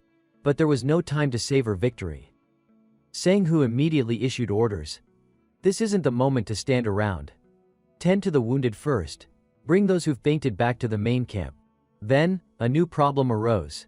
Someone stammered urgently, Captain. From the portal another kingpin. Sang-hoo's heart clenched, and he roared, preparing to face the next wave. The scene made even Sang-hoo shudder in disbelief. His strength was nearly exhausted, and he knew deep down that he couldn't kill it. He had to come up with a plan to escape. Damn it, prepare a full defensive formation and be ready to fall back when I signal, he thought. This kingpin, it's unbelievably ferocious, Sang-hoo muttered under his breath. Kingpin. For now he had only one option, hold out. The guild must have received the signal. Reinforcements will arrive. But a question nagged at him, almost impossible to answer. How much longer can we actually hold out? He froze at the thought. Turning around, he saw the faces of his teammates behind him, all filled with panic. Above them, countless kingpins were plummeting from the sky. Then, as if by magic, they were wiped out in an instant. The entire group froze, eyes wide. What just happened? The sky returned to its clear, tranquil blue. The monsters were gone. The kingpins had vanished, but the battle still left significant damage behind. Sang-hoo ran anxiously to Manhwa. Manhwa, are you okay? Can you stand? Fortunately, Manhwa was unharmed. Yeah, I'm fine. Nothing serious happened. Just a few burns here and there, but I'm okay. Sang-hoo helped him to his feet. First things first, they needed to retreat. He immediately gave orders to the group. Evacuate this dungeon now. Everyone followed without hesitation. Yes, sir. Even though the immediate threat had been neutralized, the complete disappearance of the kingpins without a trace left Sang-hoo suspicious. What on earth just happened? He wondered. This has to be the work of Mirolichus. That reckless kid. I need to keep an eye on him. He let out a long, drawn-out sigh. I just remembered some of the things he said. Mirolichus thought to himself, no one in this world truly knows who I am. There's a bit of chaos, yes, because of the absolute immortal power I wielded. But consider that the price I paid to save him today. Watching Sang-hoo tending to the wounded, he couldn't help but be curious about him. And yet he claims to only be rank 2. A satisfied smile spread across Mirolichus's face. After this battle, Sang-hoo had reached master level. That meant South Korea now had its 4th awakened rank 1. Lost in thought, his stomach suddenly growled loudly, reminding him of another pressing matter. The battle was over. And it was time for Mirolichus to return to Earth. First things first, he needed to eat. He lit the fire for grilling meat. This fire, Chil-ho sat beside Kan, tending the fire. Not big enough yet. Wait a bit, he said. Moments later, Kan was surprised as Chil-ho brought back a large bundle of firewood. What's this? He exclaimed. Kan looked at Chil-ho with a mix of caution and admiration. This body, it took 50 years to master martial arts, to become a swordsman, even to gain the power of reincarnation. Just how strong is this guy? Noticing Kan's intense gaze, Chil-ho asked, what are you thinking about so seriously? Kan stammered, flustered. Nothing. At that moment, Q woke up. Barely standing, Q immediately began casting magic, despite Kan's too late attempt to stop him. Kyle, it turned out he was summoning Undine. The moment she appeared, a massive torrent of water crashed down on both Chil-ho and Kan. The result? The grill area was soaked. I'll go get more firewood, Chil-ho muttered. Despite the chaos, Chil-ho managed to prepare a full spread of grilled kingpin pork. Kan happily grabbed a piece, and was about to eat it. Grilled meat. Thanks for the meal, but Chil-ho stopped him before it reached his mouth. Wait a second. Seeing Chil-ho wrap the meat in fresh vegetables, Kan looked puzzled. What are you doing? Chil-ho explained. This is called a meat roll. Kan tried it himself and nodded in approval. Delicious. As they ate, Chil-ho asked, Kan, you're still investigating the dungeon, right? Mouth full, Kan replied. Yeah, whenever I have free time outside work at the restaurant or watching over Q, I investigate further. Why do you ask? Chil-ho said. Today, in the Magic Crystal Mine dungeon in Incheon, I saw a whole herd of giant pigs, all combat types. You'd think that's normal, right? Giant pigs evolved to adapt to the ecosystem, nothing strange there. He paused, then added. But they developed far too quickly, in just a few days. Still, they don't compare to what I've seen on the continent of Espen. Kan's eyes widened when he heard this. Wait, when the spatial rift opened, that wasn't a power from the continent of Espen? Chil-ho nodded thoughtfully. Yeah, it might mean that Earth itself is connecting to another dimension, not just the continent of Espen. He added firmly, whatever is happening, it's definitely beyond our understanding. The streetlights cast their glow into the night as the scene shifted to the Korean Awakening Association. A voice rang out full of excitement. This is absolutely incredible. Kim Sang-hoo recounted the events with enthusiasm. Ever since that blinding flash of light, the monsters seemed to have vanished completely, even the boss-level creatures had disappeared. The old man across from him responded indifferently, and Gabi confirmed the same. Sang-hoo frowned, puzzled. Heavens, what exactly happened? Suddenly, the old man leaned forward, speaking with genuine praise. Anyway, congratulations. You've reached the level of a master in your profession. You're about to become Korea's fourth awakened first class. How does that feel? Sang-hoo half joked, half serious. That's great news, so does that mean my salary increases? The old man remained calm. Of course it does. Sang-hoo immediately corrected himself. Well, if there's no time to spend it, why raise it at all? Yu Jinsu laughed heartily. Do you want me to give you a few days off? Sang-hoo quickly refused. No need. You know how busy the rainy season is. Just make sure my team gets a bonus. The old man shifted topics. Have you chosen your next profession yet? Calmly, Sang-hoo replied. Yes, I've chosen Steelheart. A calculated thought flickered through Sang-hoo's mind. Steelheart grants 2 extra lives and significantly boosts overall durability. He clenched his fists, deep in thought. Once he masters this profession, his body will be as hard as steel. Lost in contemplation, Sang-hoo reflected on his previous reckless charge into enemy lines, risking his life. That can't happen again. Last time was sheer luck, I would have died otherwise. As a Steelheart, serving as both tanker and damage dealer, at least I can buy time for everyone else. Yu Jinsu nodded in approval. A wise choice. Still, take some time to rest. Gabi is handling the mine investigation. Go back now. Immediately, Sang-hoo stood and greeted them. I was planning to head out anyway. The old man scowled, warning him, mind your words, young man.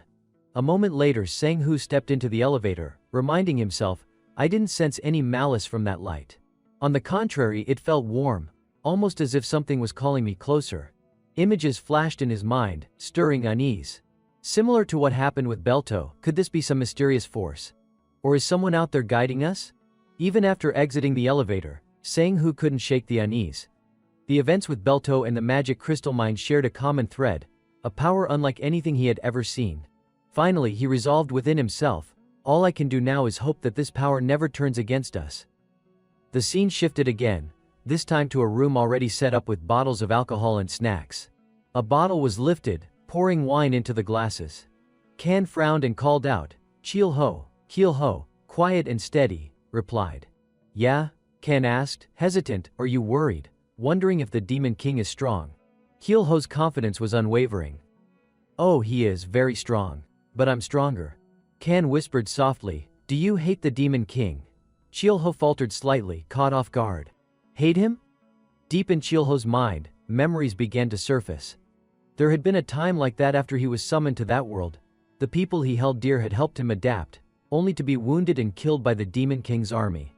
He recalled fragments of the past, each piece etched with resolve, because he had power, he had vowed to stop them. Flashes of battlefields crossed his thoughts, and he muttered to himself, years of war, blood upon blood. Sometimes, Chilho's heart darkened with sorrow at the bloody scenes, when everything ended and none of his friends remained by his side. He bowed his head in contemplation, the hatred for the Demon King burning within him. His mind drifted to the image of a hand casting spells in a whisper, a king of that world. A mysterious figure had constantly brainwashed him, murmuring, "You summoned me into this dimension." Chilho muttered irritably, "I hated him once." Then he smiled wryly, recounting. Back then, the Demon King himself said he had also been summoned by someone. Kang froze, "Ha." Chilho explained seriously, "Summoned literally." He took a casual sip of wine and continued, "Someone called him to the continent of Espen, and someone also summoned me." Kang's curiosity flared. "How could that happen? Summon the Demon King? Then how did you get back?" Chilho lowered his gaze, a fleeting shadow of sorrow crossing his face at the question.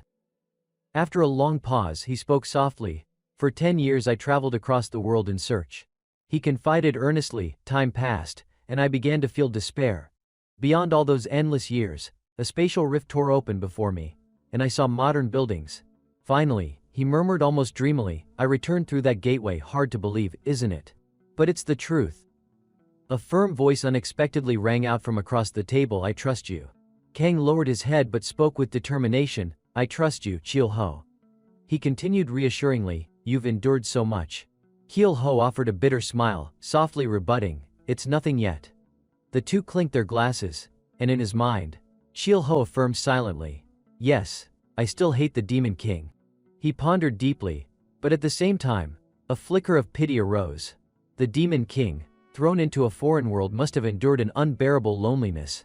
The scene shifted to a star-filled sky. Across the expanse, a distant voice called repeatedly, "Miro, Miro Rikus." Chilho closed his eyes, thinking, "I keep having nightmares." In his mind appeared a girl sprawled on the ground. Chilho muttered to himself, "It's always about war, watching those you love die. It hurts, like nails being hammered into my heart, over and over, every day." He never escaped these memories. The nails were massive, and the pain unbearable. In the haze of his thoughts he reflected continuously, "I had to rely on many things to survive, like alcohol. If I'm drunk, at least I can sleep." Chilho found himself drifting through countless images in his mind, each one stirring unease. "If I weren't strong enough, maybe I would have gone insane long ago, or perhaps I already have," he thought, the weight of his memories pressing down on him. Suddenly he jolted awake from the nightmare, gasping for air, his whole body trembling. He pushed himself upright, still thinking, "Another nightmare, huh?" He glanced at Kayul, who was sleeping soundly beside him, and gently pulled a blanket over the smaller figure. Chilho froze for a moment, quietly whispering, "Ah." He hugged Kayul to his chest, pondering softly, "When did I even roll over here to sleep?" Moments later, Chilho stood and looked over at Kang, still lost in a deep, indifferent sleep, again in one of those awkward positions. A small smile crept across his face, though his mind couldn't help but linger on it. Just a normal morning, huh? After a short while, Chilho stepped casually out of the house. He hadn't taken more than a few steps when someone called out, "Young man." Curiosity stirred within him. "Young man," Chilho quickly responded, "Yes, do you mean me?" An elderly woman waved her hand and asked, "Hey kid, which way leads to the Ariring train?" Chilho frowned, unsure, and asked back, "Excuse me."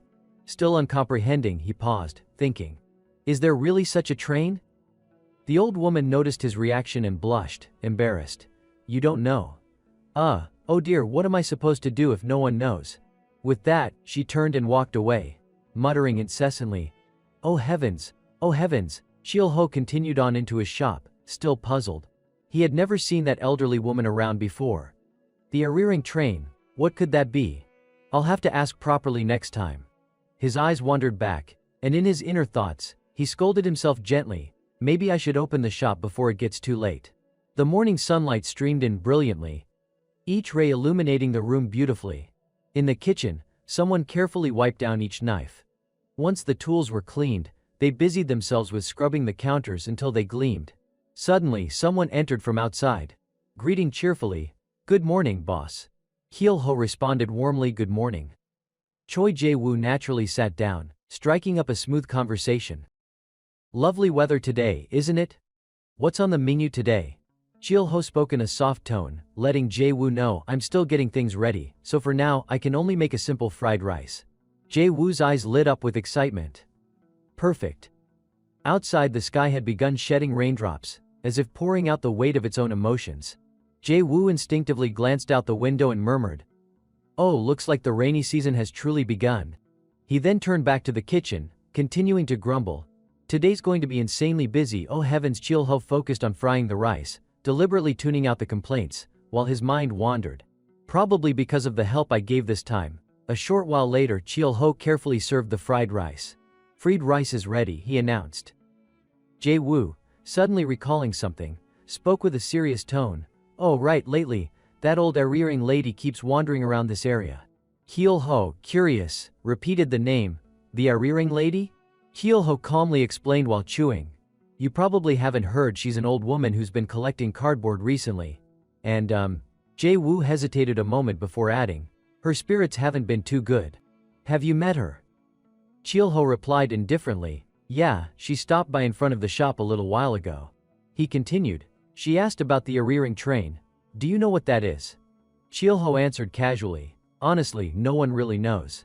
After finishing his bowl of fried rice, Jae-woo continued to explain, "Even though life is better these days, it wasn't always like this. Many people have lost loved ones, and quite a few couldn't bear it." With that, he stood up and gave a parting note, "It's best to just let things flow naturally. I'm off now." Chil-ho politely responded, "Take care on your way." Alone, he stared out the window, lost in thought. The world was in a stage of transition. Even as time moved forward, the truths of each person's life remained unchanged. Chil-ho envisioned that quiet solitude deep within him, whispering, "Even today, the world still bears so many scars of the past."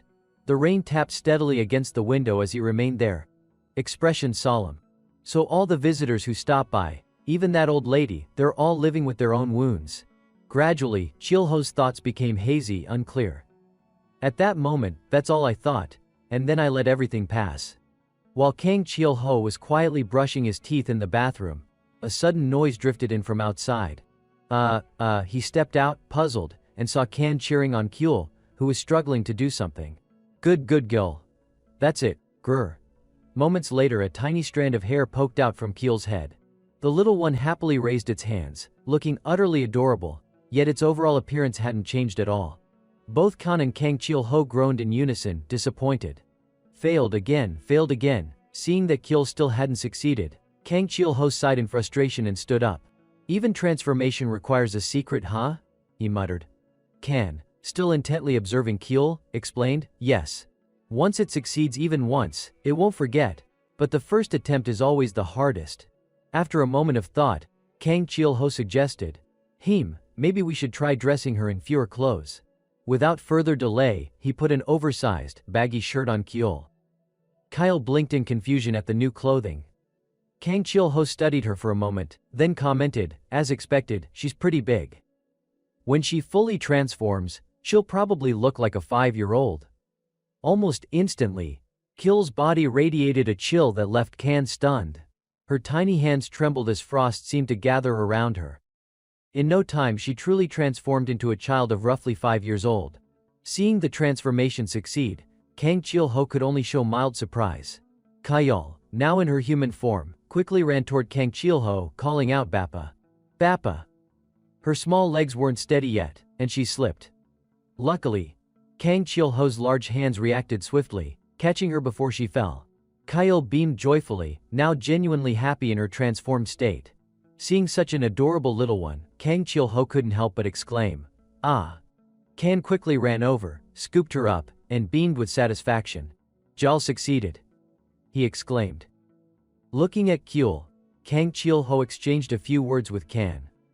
"It's still too early for her to wander outside, but she has succeeded in transforming. Truly my little sister," he agreed with a smile. After their excitement, Kang Chil-ho prepared to get back to work.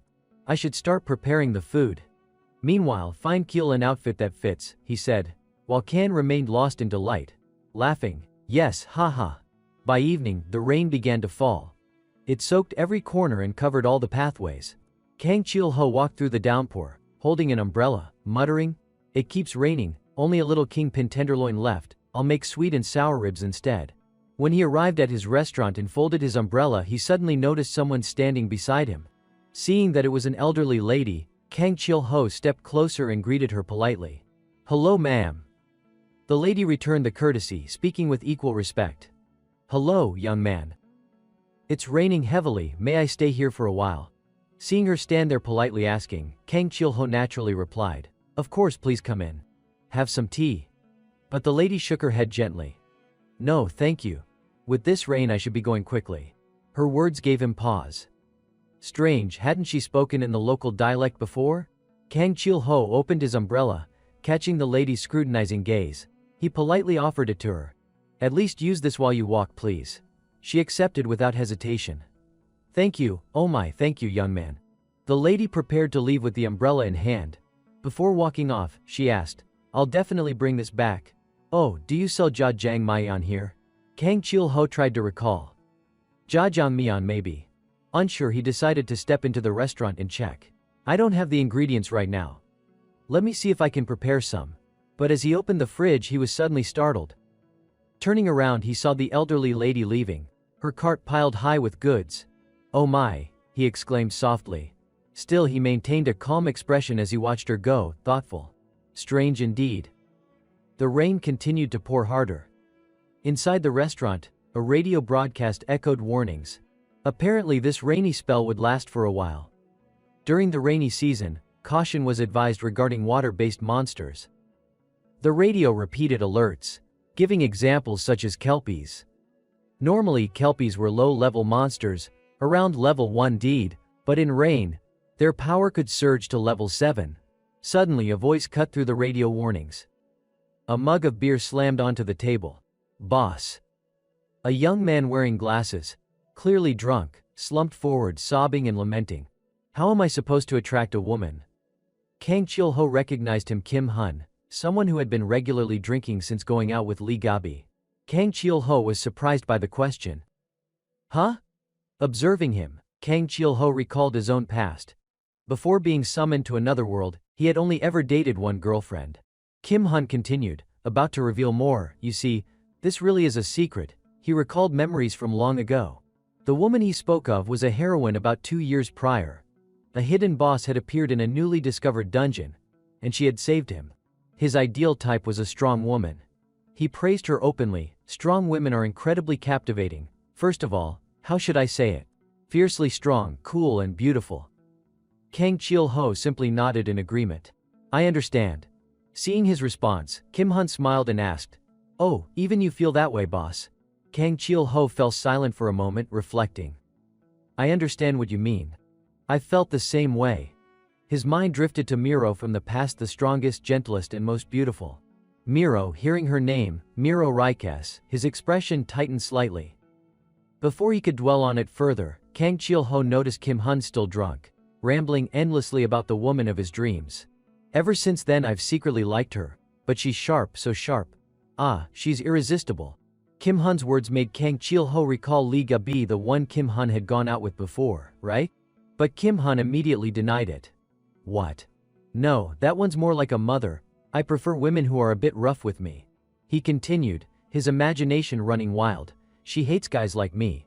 If I cling to her one more time, that'd probably be the day I die. Now, if she sees me again, she threatens to tear me apart." Suddenly, he started crying, recounting how she'd said that his ideal type was none other than Kim Sang-hoo. "Are you even sane?" Kang Chil-ho thought, as the two of them argued daily. Hearing all this, he could only nod, not feeling any irritation. Still, Kim Sang-hoo seemed fairly amiable. Finally, Kim Hun reminded him, "This stays a secret, alright?" Kang Chil-ho agreed politely. "Yes, understood." Kim Hun asked for another beer. "Boss, just one more bottle please." Just then, the radio crackled with an announcement. Due to the ongoing heavy rain, urgent repair work was underway at the northern Sedaemon resting tombs. Visitors were asked not to enter at this time. For a moment, Kim Hun went silent. Noticing the change, Kang Chil-ho asked, "Resting tombs? What's that?" Kim Hun sighed. "It's a cemetery for the victims of the past." He went on to explain in detail. Many had died long ago. Retrieving the bodies had been difficult, so they were cremated, and their names inscribed on a communal cemetery. Suddenly, Kang Chil-ho looked toward the entrance and called out in surprise. A blonde warrior stepped inside. Welcome. You are a level 2 awakening. The Sword Queen, Lee Yun-air. A voice came from the doorway. Hello. This place is Kim Hun instinctively turned to look. Without warning, the collar of his shirt was yanked by a firm hand. She leaned close, her expression fierce. Drinking again, you bastard? Lee Yun-air demanded, making Kim Hun shiver. Yin-ah, why are you here? Her anger flared as she grabbed his head. Stop fooling around. Come with me. Why do you go out drinking alone at night, bothering others? And yet, Kim Hun seemed to enjoy it. See? She's too captivating, Kang Chil-ho thought. Lee Yun-air's glare could have cut through steel, veins on her face stood out in pure fury. Kim Hun was finally dragged along, cheeks flushed, saying goodbye. Boss, thanks again today. Kang Chil-ho, both confused and helpless, called out, take care. In the rain, Kim Hun happily shielded Lee Yun-air with his umbrella. Watching the pair, Kang Chil-ho realized that the woman named Yun-ah was indeed the Sword Queen. Once they were gone, Kang Chil-ho turned to resume his tasks, thinking, let me clean up first, but then he heard a voice calling out. But Yun-ah, why did you come to get me? Don't tell me it's Kang Chil-ho listened intently to the conversation between the two, catching every word. Quiet. That's an order from above. The Kelpie pack has appeared in the city center. She continued. What? Kelpie always show up at this time. This time there are too many of them, and civilian casualties have spiked. They're especially aggressive. His gaze drifted outside, unease settling in his chest. Something was wrong. He had a bad feeling. The steady rain only seemed to confirm his ominous intuition. Returning to the kitchen, Kang Chil-ho immediately spotted Kiel attempting to open the fridge. He walked over, scooped her up, and scolded her gently, sneaking down here to steal ingredients again, huh? Kiel curled snugly in his arms, repeatedly calling, Bappa. Kang Chil-ho patiently observed, the little girl still couldn't hide her tail and wings. Watching her, a thought crossed his mind. Someday, Jol would return to the continent of Espen. Kyle stretched out her tiny hands, joyfully calling, Bappa, tail. Kang Chil-ho held her tight, savoring the moment, silently resolving, until then, I'll cook plenty of good meals and create as many happy memories as I can. Suddenly, a voice called out, Keish. Startled, he quickly hid Kiel beneath the table, whispering, you have to stay quiet here. No customers come this early, I can't let my guard down. It was the elderly woman from the door earlier. Kang Chil-ho greeted her warmly, hello. You're looking for me. She smiled politely, and he felt a sense of relief. She stepped inside and ordered just a single bowl of jjajangmyeon.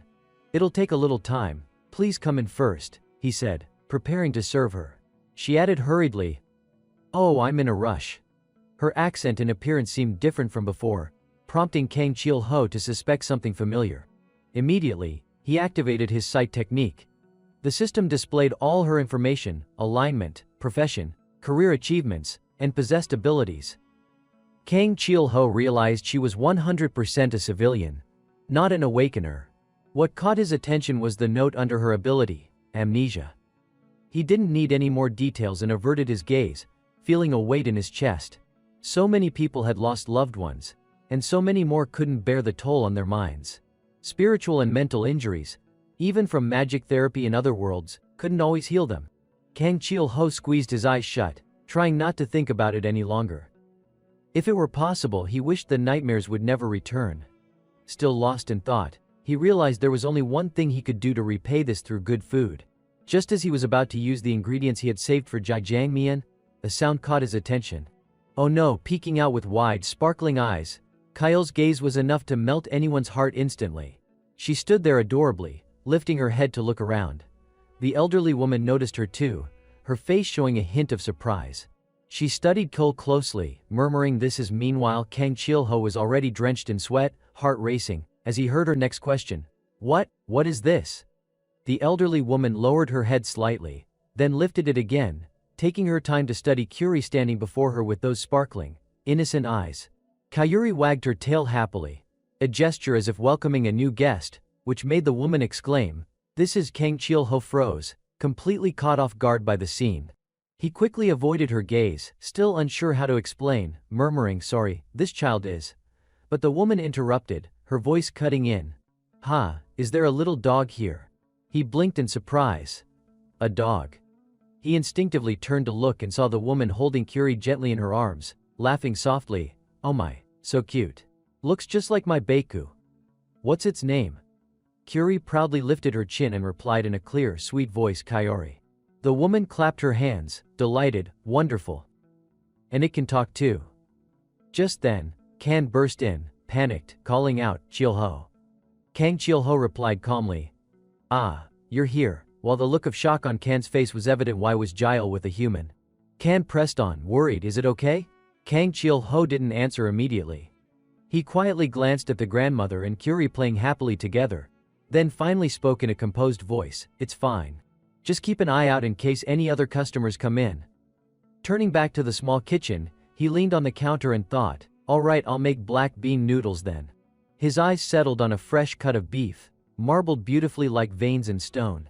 He recalled that it used to be a common dish anywhere, but now it was hard to find. The ingredients were increasingly scarce. His gaze drifted to other rare ingredients, a jar of bright red gochujang chili paste, and especially a jar of black bean paste. In his mind he already went through the steps. First, the black bean sauce, a fermented soybean paste made in the Chinese or Japanese style. These pastes were far more labor-intensive than he had thought. He reached for a pack of ramen noodles from the cupboard, thinking further. The next concern was the noodles themselves. There are stores that sell fresh noodles, but since the customer was in a hurry, instant ramen would suffice. With practiced hands, he stirred the sauce over high heat, the aroma rising. When sauteing the black bean paste, it thickened to a consistency like charcoal mixed with water, and once it became glossy it was ready. Nearby, a pot of water boiled vigorously for the noodles. He muttered to himself. Next, while the noodles are boiling, add the black bean sauce and starch powder to the sautéed meat and onions, then bring it all to a boil. Before long, a glossy, perfectly arranged plate of black bean noodles with kingpin beef was ready, accompanied by a side dish of fragrant, crisp radish kimchi. The grandmother and Curie were still playing joyfully. She stroked Curie's head, giggling. Oh my, alright. Kang Chielho approached with the tray of food, speaking softly. Here you go, ma'am. Your black bean noodles are ready. The woman suddenly remembered in a panic. Oh dear, I almost forgot. I have to take this home, my grandchild is waiting, so I must hurry. Kang Chielho, unbothered, simply nodded. Ah, I understand. Please wait a moment. With that, he returned to the kitchen quickly, carefully preparing a takeaway box for her. He held out the bag with both hands, his voice gentle as he instructed. Here you go. I've wrapped it carefully in plastic and packed the entire bowl, so please be careful not to break it. Next time, kindly return the bowl, okay? The elderly woman took the bag in one hand and offered money with the other, smiling warmly. Thank you very much. Here's the payment for the black bean noodles. He looked at the bills in her hand, thinking to himself, a 1,000 won note. It's been a long time since I've seen one. Kang Chielho escorted her all the way to the door, softly saying, take care. Kaori waved happily, chattering goodbye. From then on, Ariring, sometimes coming by to buy bean noodles to take away, would slowly push her heavily loaded cart along the street. She always came alone, ordering the same bowl, but the person she intended to deliver it to varied each time, sometimes to her grandfather, sometimes to her grandchild. Kang Chielho had often had to visit the wholesale market in Seodaemun to buy bowls and dishes, but the bowls never came back. He understood she didn't mean to take them. He slowly selected some items, thinking quietly, I've silently bought extra bowls, and nodded at the vendor, thank you. On the way back, his eyes suddenly caught a place, and his steps faltered. He stood still for a long while, gazing toward the distant graves. Slowly stepping forward, his eyes scanned the area, hearing in the distance the muffled sounds of mourners crying. He exhaled softly, realizing, indeed, my parents' graves cannot be here. Suddenly a man's voice rang out. Oh my, ma'am, what are you doing? How could you do this? He recognized the elderly woman as the one who often bought black bean noodles from his shop. She was being held back by the cemetery caretaker, clearly annoyed. Why are you stopping me? I have to bring this to my grandchild and grandfather. The man tried to reason calmly. It's complicated, Mom. This is a cemetery. He pointed toward a section where bowls of noodles were stacked high. You can't bring food in here. Look, the insects are swarming. You won't be able to sleep here either, you'll catch a cold. Unable to persuade her, he finally gave up, leaving a warning behind. Honestly, if you don't clear this spot today, I'll throw it all away. I'm serious. Kang Chil-ho quietly stood to the side, observing the whole scene, letting out a soft hum. His gaze suddenly stopped at a dilapidated hut nearby. Thinking to himself, she lives here? The sunlight filtered in, highlighting a faded photo of a three-person family. He thought further about how the pictures had aged and faded over time. As he was still lost in thought, he saw the elderly woman, tired, sigh deeply, then slowly step into the hut. Her wrinkled hands trembled as she took hold of the old photograph, eyes fixed on it for a long moment. Her fingers gently traced the image, and a small, gentle smile curved on her lips. In that instant, Kang Chil-ho felt a weight settle in his chest. Humans, he realized, don't only smile when happy, they don't always cry in times of true suffering either. Seeing the elderly woman's kind smile, he couldn't help but recall his own past. Instead of crying, they would smile. Yes, back then I smiled like that too, just like this. He turned away from that place, each step heavy, thinking to himself that smiling had become a habit. Though the sky was pale and clear in parts, the scene here carried a subtle, melancholy chill. Outside, dark clouds rolled in, and the rain poured relentlessly. Yet inside the small house, a strange warmth lingered. Kang Chil-ho smiled as he saw little Gail pressing her cheek against the window, waving her hands and squealing in delight. Hi-ada, hi-ada. He glanced at Kan. I need to buy more clothes, but the market's closed because of the prolonged rain. Kan, carrying a box of supplies, glanced at the girl and replied offhandedly. Well, she still has something to wear. That should be fine, right? Just then, Kan suddenly stiffened, sensing something amiss. Ah, Joel, don't drink the rainwater. He saw her sticking out her tongue, savoring the raindrops, and couldn't help but think, seeing her enjoy the rain like this, she really is a true blue dragon. The radio abruptly blared with urgent warnings. Please be on alert for Kelpie appearances due to heavy rain. When encountering a Kelpie, avoid areas without water and immediately report to the Temple Mercenary Squad or the Guild. The volume escalated, emphasizing the severity, repeating, this is a Kelpie warning. Chil-ho folded his arms, looking seriously at Kan. Keep watch over the house for me. Outside, the downpour showed no sign of easing. He took a deep breath, resting one foot on the railing, anxiety knotting in his chest. Then he leapt into the thick curtain of rain, silently exhaling, a foreboding sense of danger pressing down on him. His figure hovered midair, a purple aura enveloping his entire body. His expression darkened as a strange, uneasy premonition rose within him. Elsewhere, the elderly woman leaned on her hands, bewildered. Huh? She turned her head, scanning her surroundings, but saw no one. Panic crept in. Where is this? Then Ariring looked up, spotting a signpost. Ah, finally, I've found the station. An old train slowly approached from the distance. It stopped right before her, the wheels sparking lightly as metal scraped against metal. The carriage door creaked open, revealing the silhouette of a man standing there. He extended his hand in invitation, and the elderly woman's eyes widened. Huh? The mist and smoke surrounding him gradually dissipated, revealing a neatly dressed man leaning on a cane. His voice was soft and gentle. Shall we go?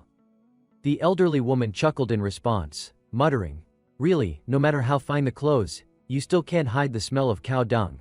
From inside the train carriage, a young boy poked his head out, calling in a sweet, cheerful voice, Grandma.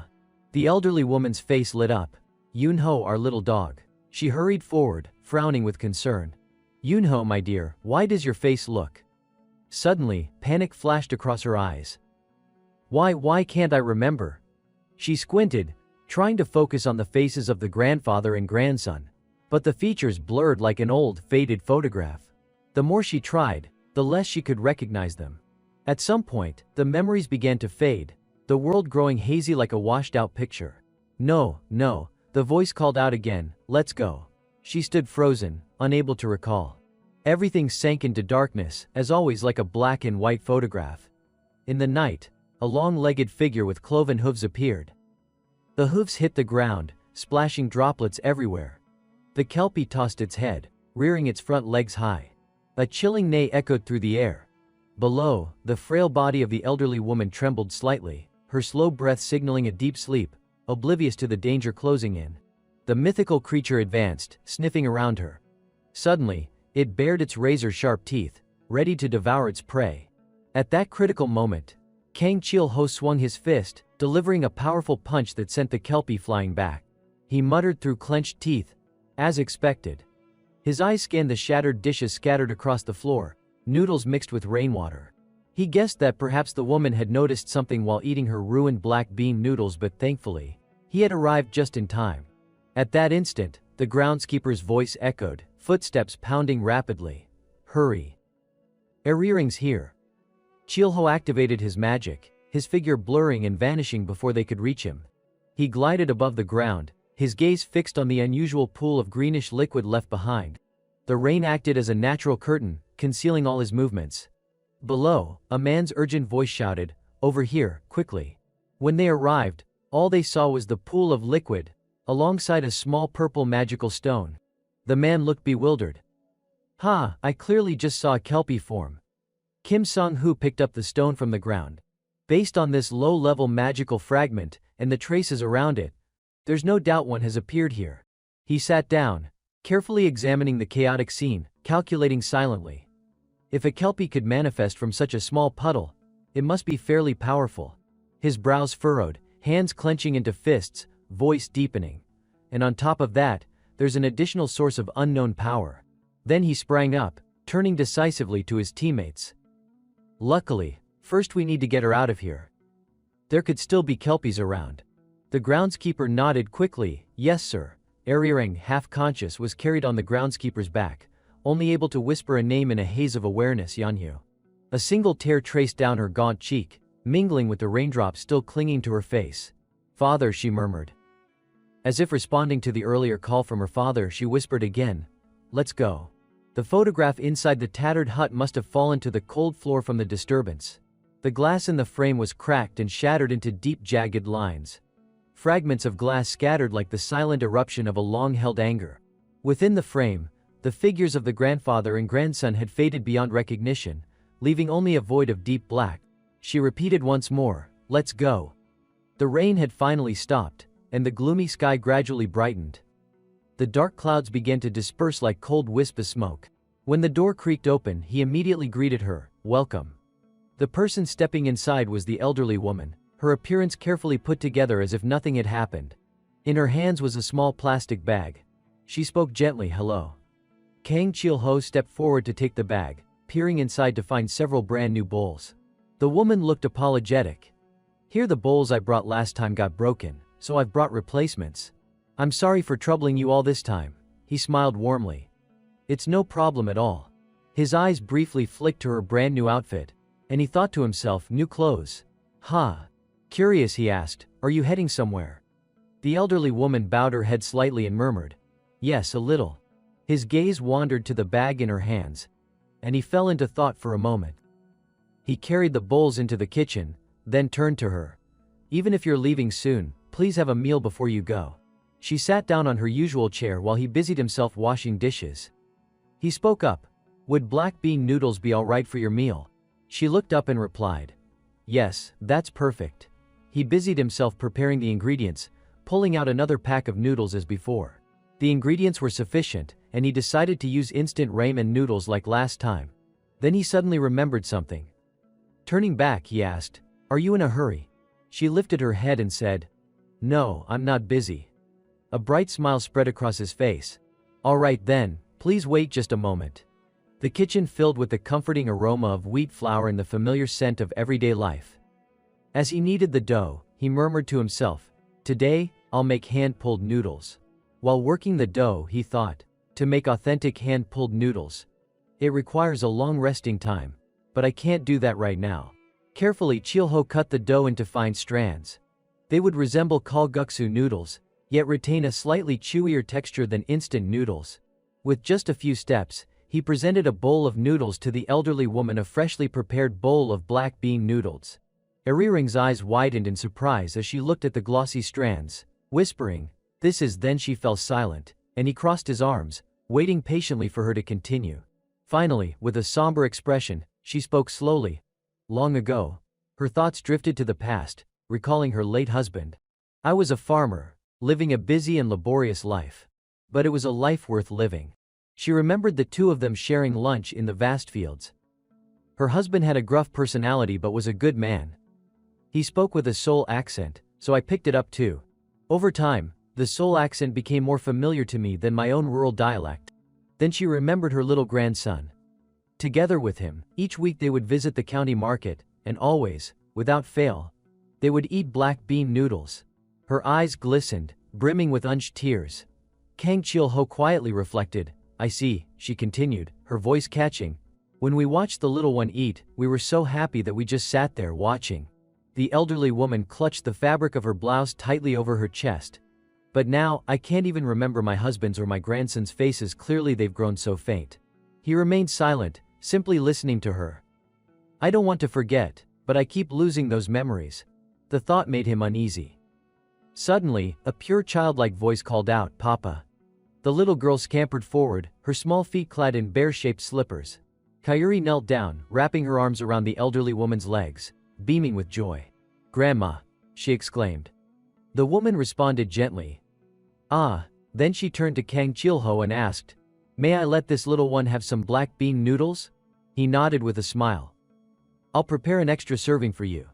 Kang Chil-ho carried over another bowl. Here, another bowl of black bean noodles ready for her. The girl clapped her hands and wiggled her arms and legs in delight on the woman's lap, chanting happily, Chu-ru-ru-ru, oh wonderful. Kairi's curious eyes fell on the plate of noodles. Grandma, what's this? She asked. The woman replied simply, It's black bean noodles.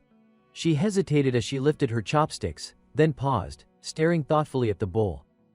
Seeing the woman not touch the food, the little girl asked, Aren't you going to eat? Kairi grinned, her eyes squinting, sauce smeared around her mouth. Papa cooked it. It's really delicious. The elderly woman looked up for a moment, gazing at the starry sky.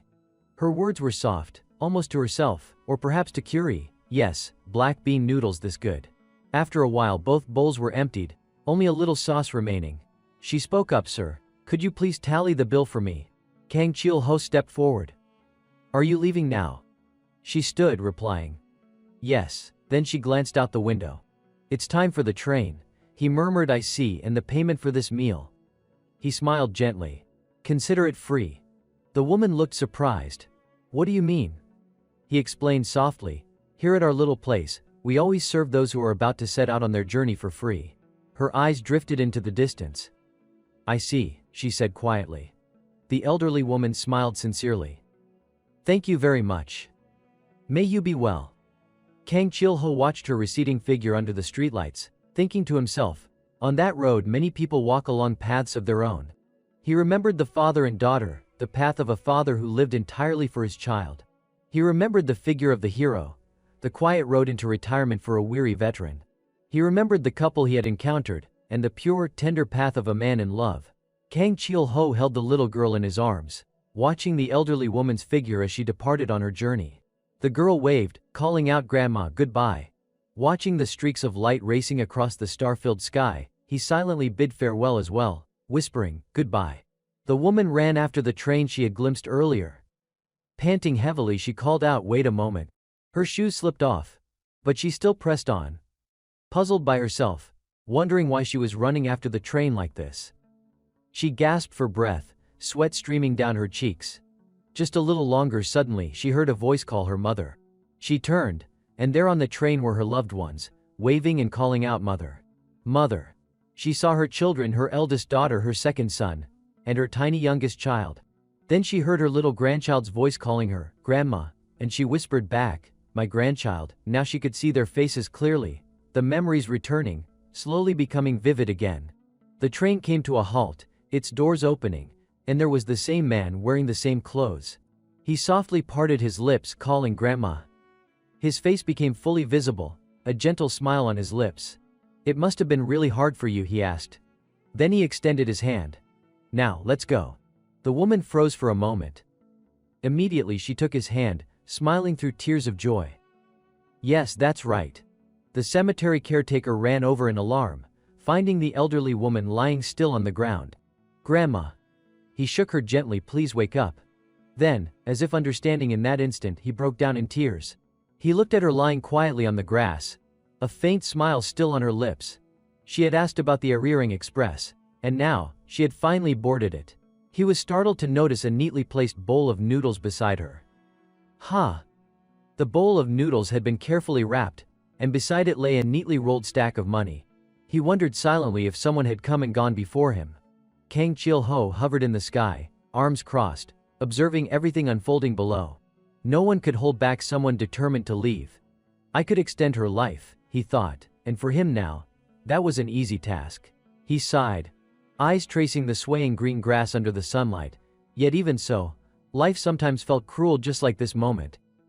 Meanwhile, at the Zengkark Seoul office, the sky was clear, sunlight streaming through the glass panes. Kim Sang-hoo scribbled furiously on a sheet of paper. He leaned on one hand, frowning in thought. Something was happening, someone in Seoul was orchestrating strange events. He sensed a presence controlling the world, a being beyond anyone's imagination, silent, ethereal and enigmatic. Absent-mindedly he traced a circle on the paper, yet without malice. He suddenly froze. Wait, could there really be someone capable of all this? His mind flashed to Jaeger, the one who had vanished during the great monster invasion 10 years ago, now resurfacing in rumor. He recalled the scene of that chaotic battle years ago. No, he had seen Jaeger dive into the spatial rift alongside a self-destructing boss-level creature, saving countless lives in that final confrontation. He reminded himself, of course, Jaeger was considered one of Korea's 3 rank 1 awakened. He was still alive, but the association had deemed it impossible for him to return. Kim Sang-hoo lowered his head, hand on his lips, thinking. Or, could it be that the association was secretly harboring a rank 0 awakened? He raised his hand, scattering papers in frustration. I don't know anymore. Sitting amid the chaos, he sank into thought again. Ever since the magical quarry incident, high-tier monsters had begun spilling out from the dungeons. He covered his face with his hand, as though foreseeing a major invasion, letting out a weary sigh. Why must there be so many things to worry about? Regaining composure, he grabbed a nearby sheet of paper. Handle the urgent matters first. And the most pressing matter recently was him. He looked at the photo on the dossier. Ryu Shin, younger brother of rank 1 awakened Jaeger.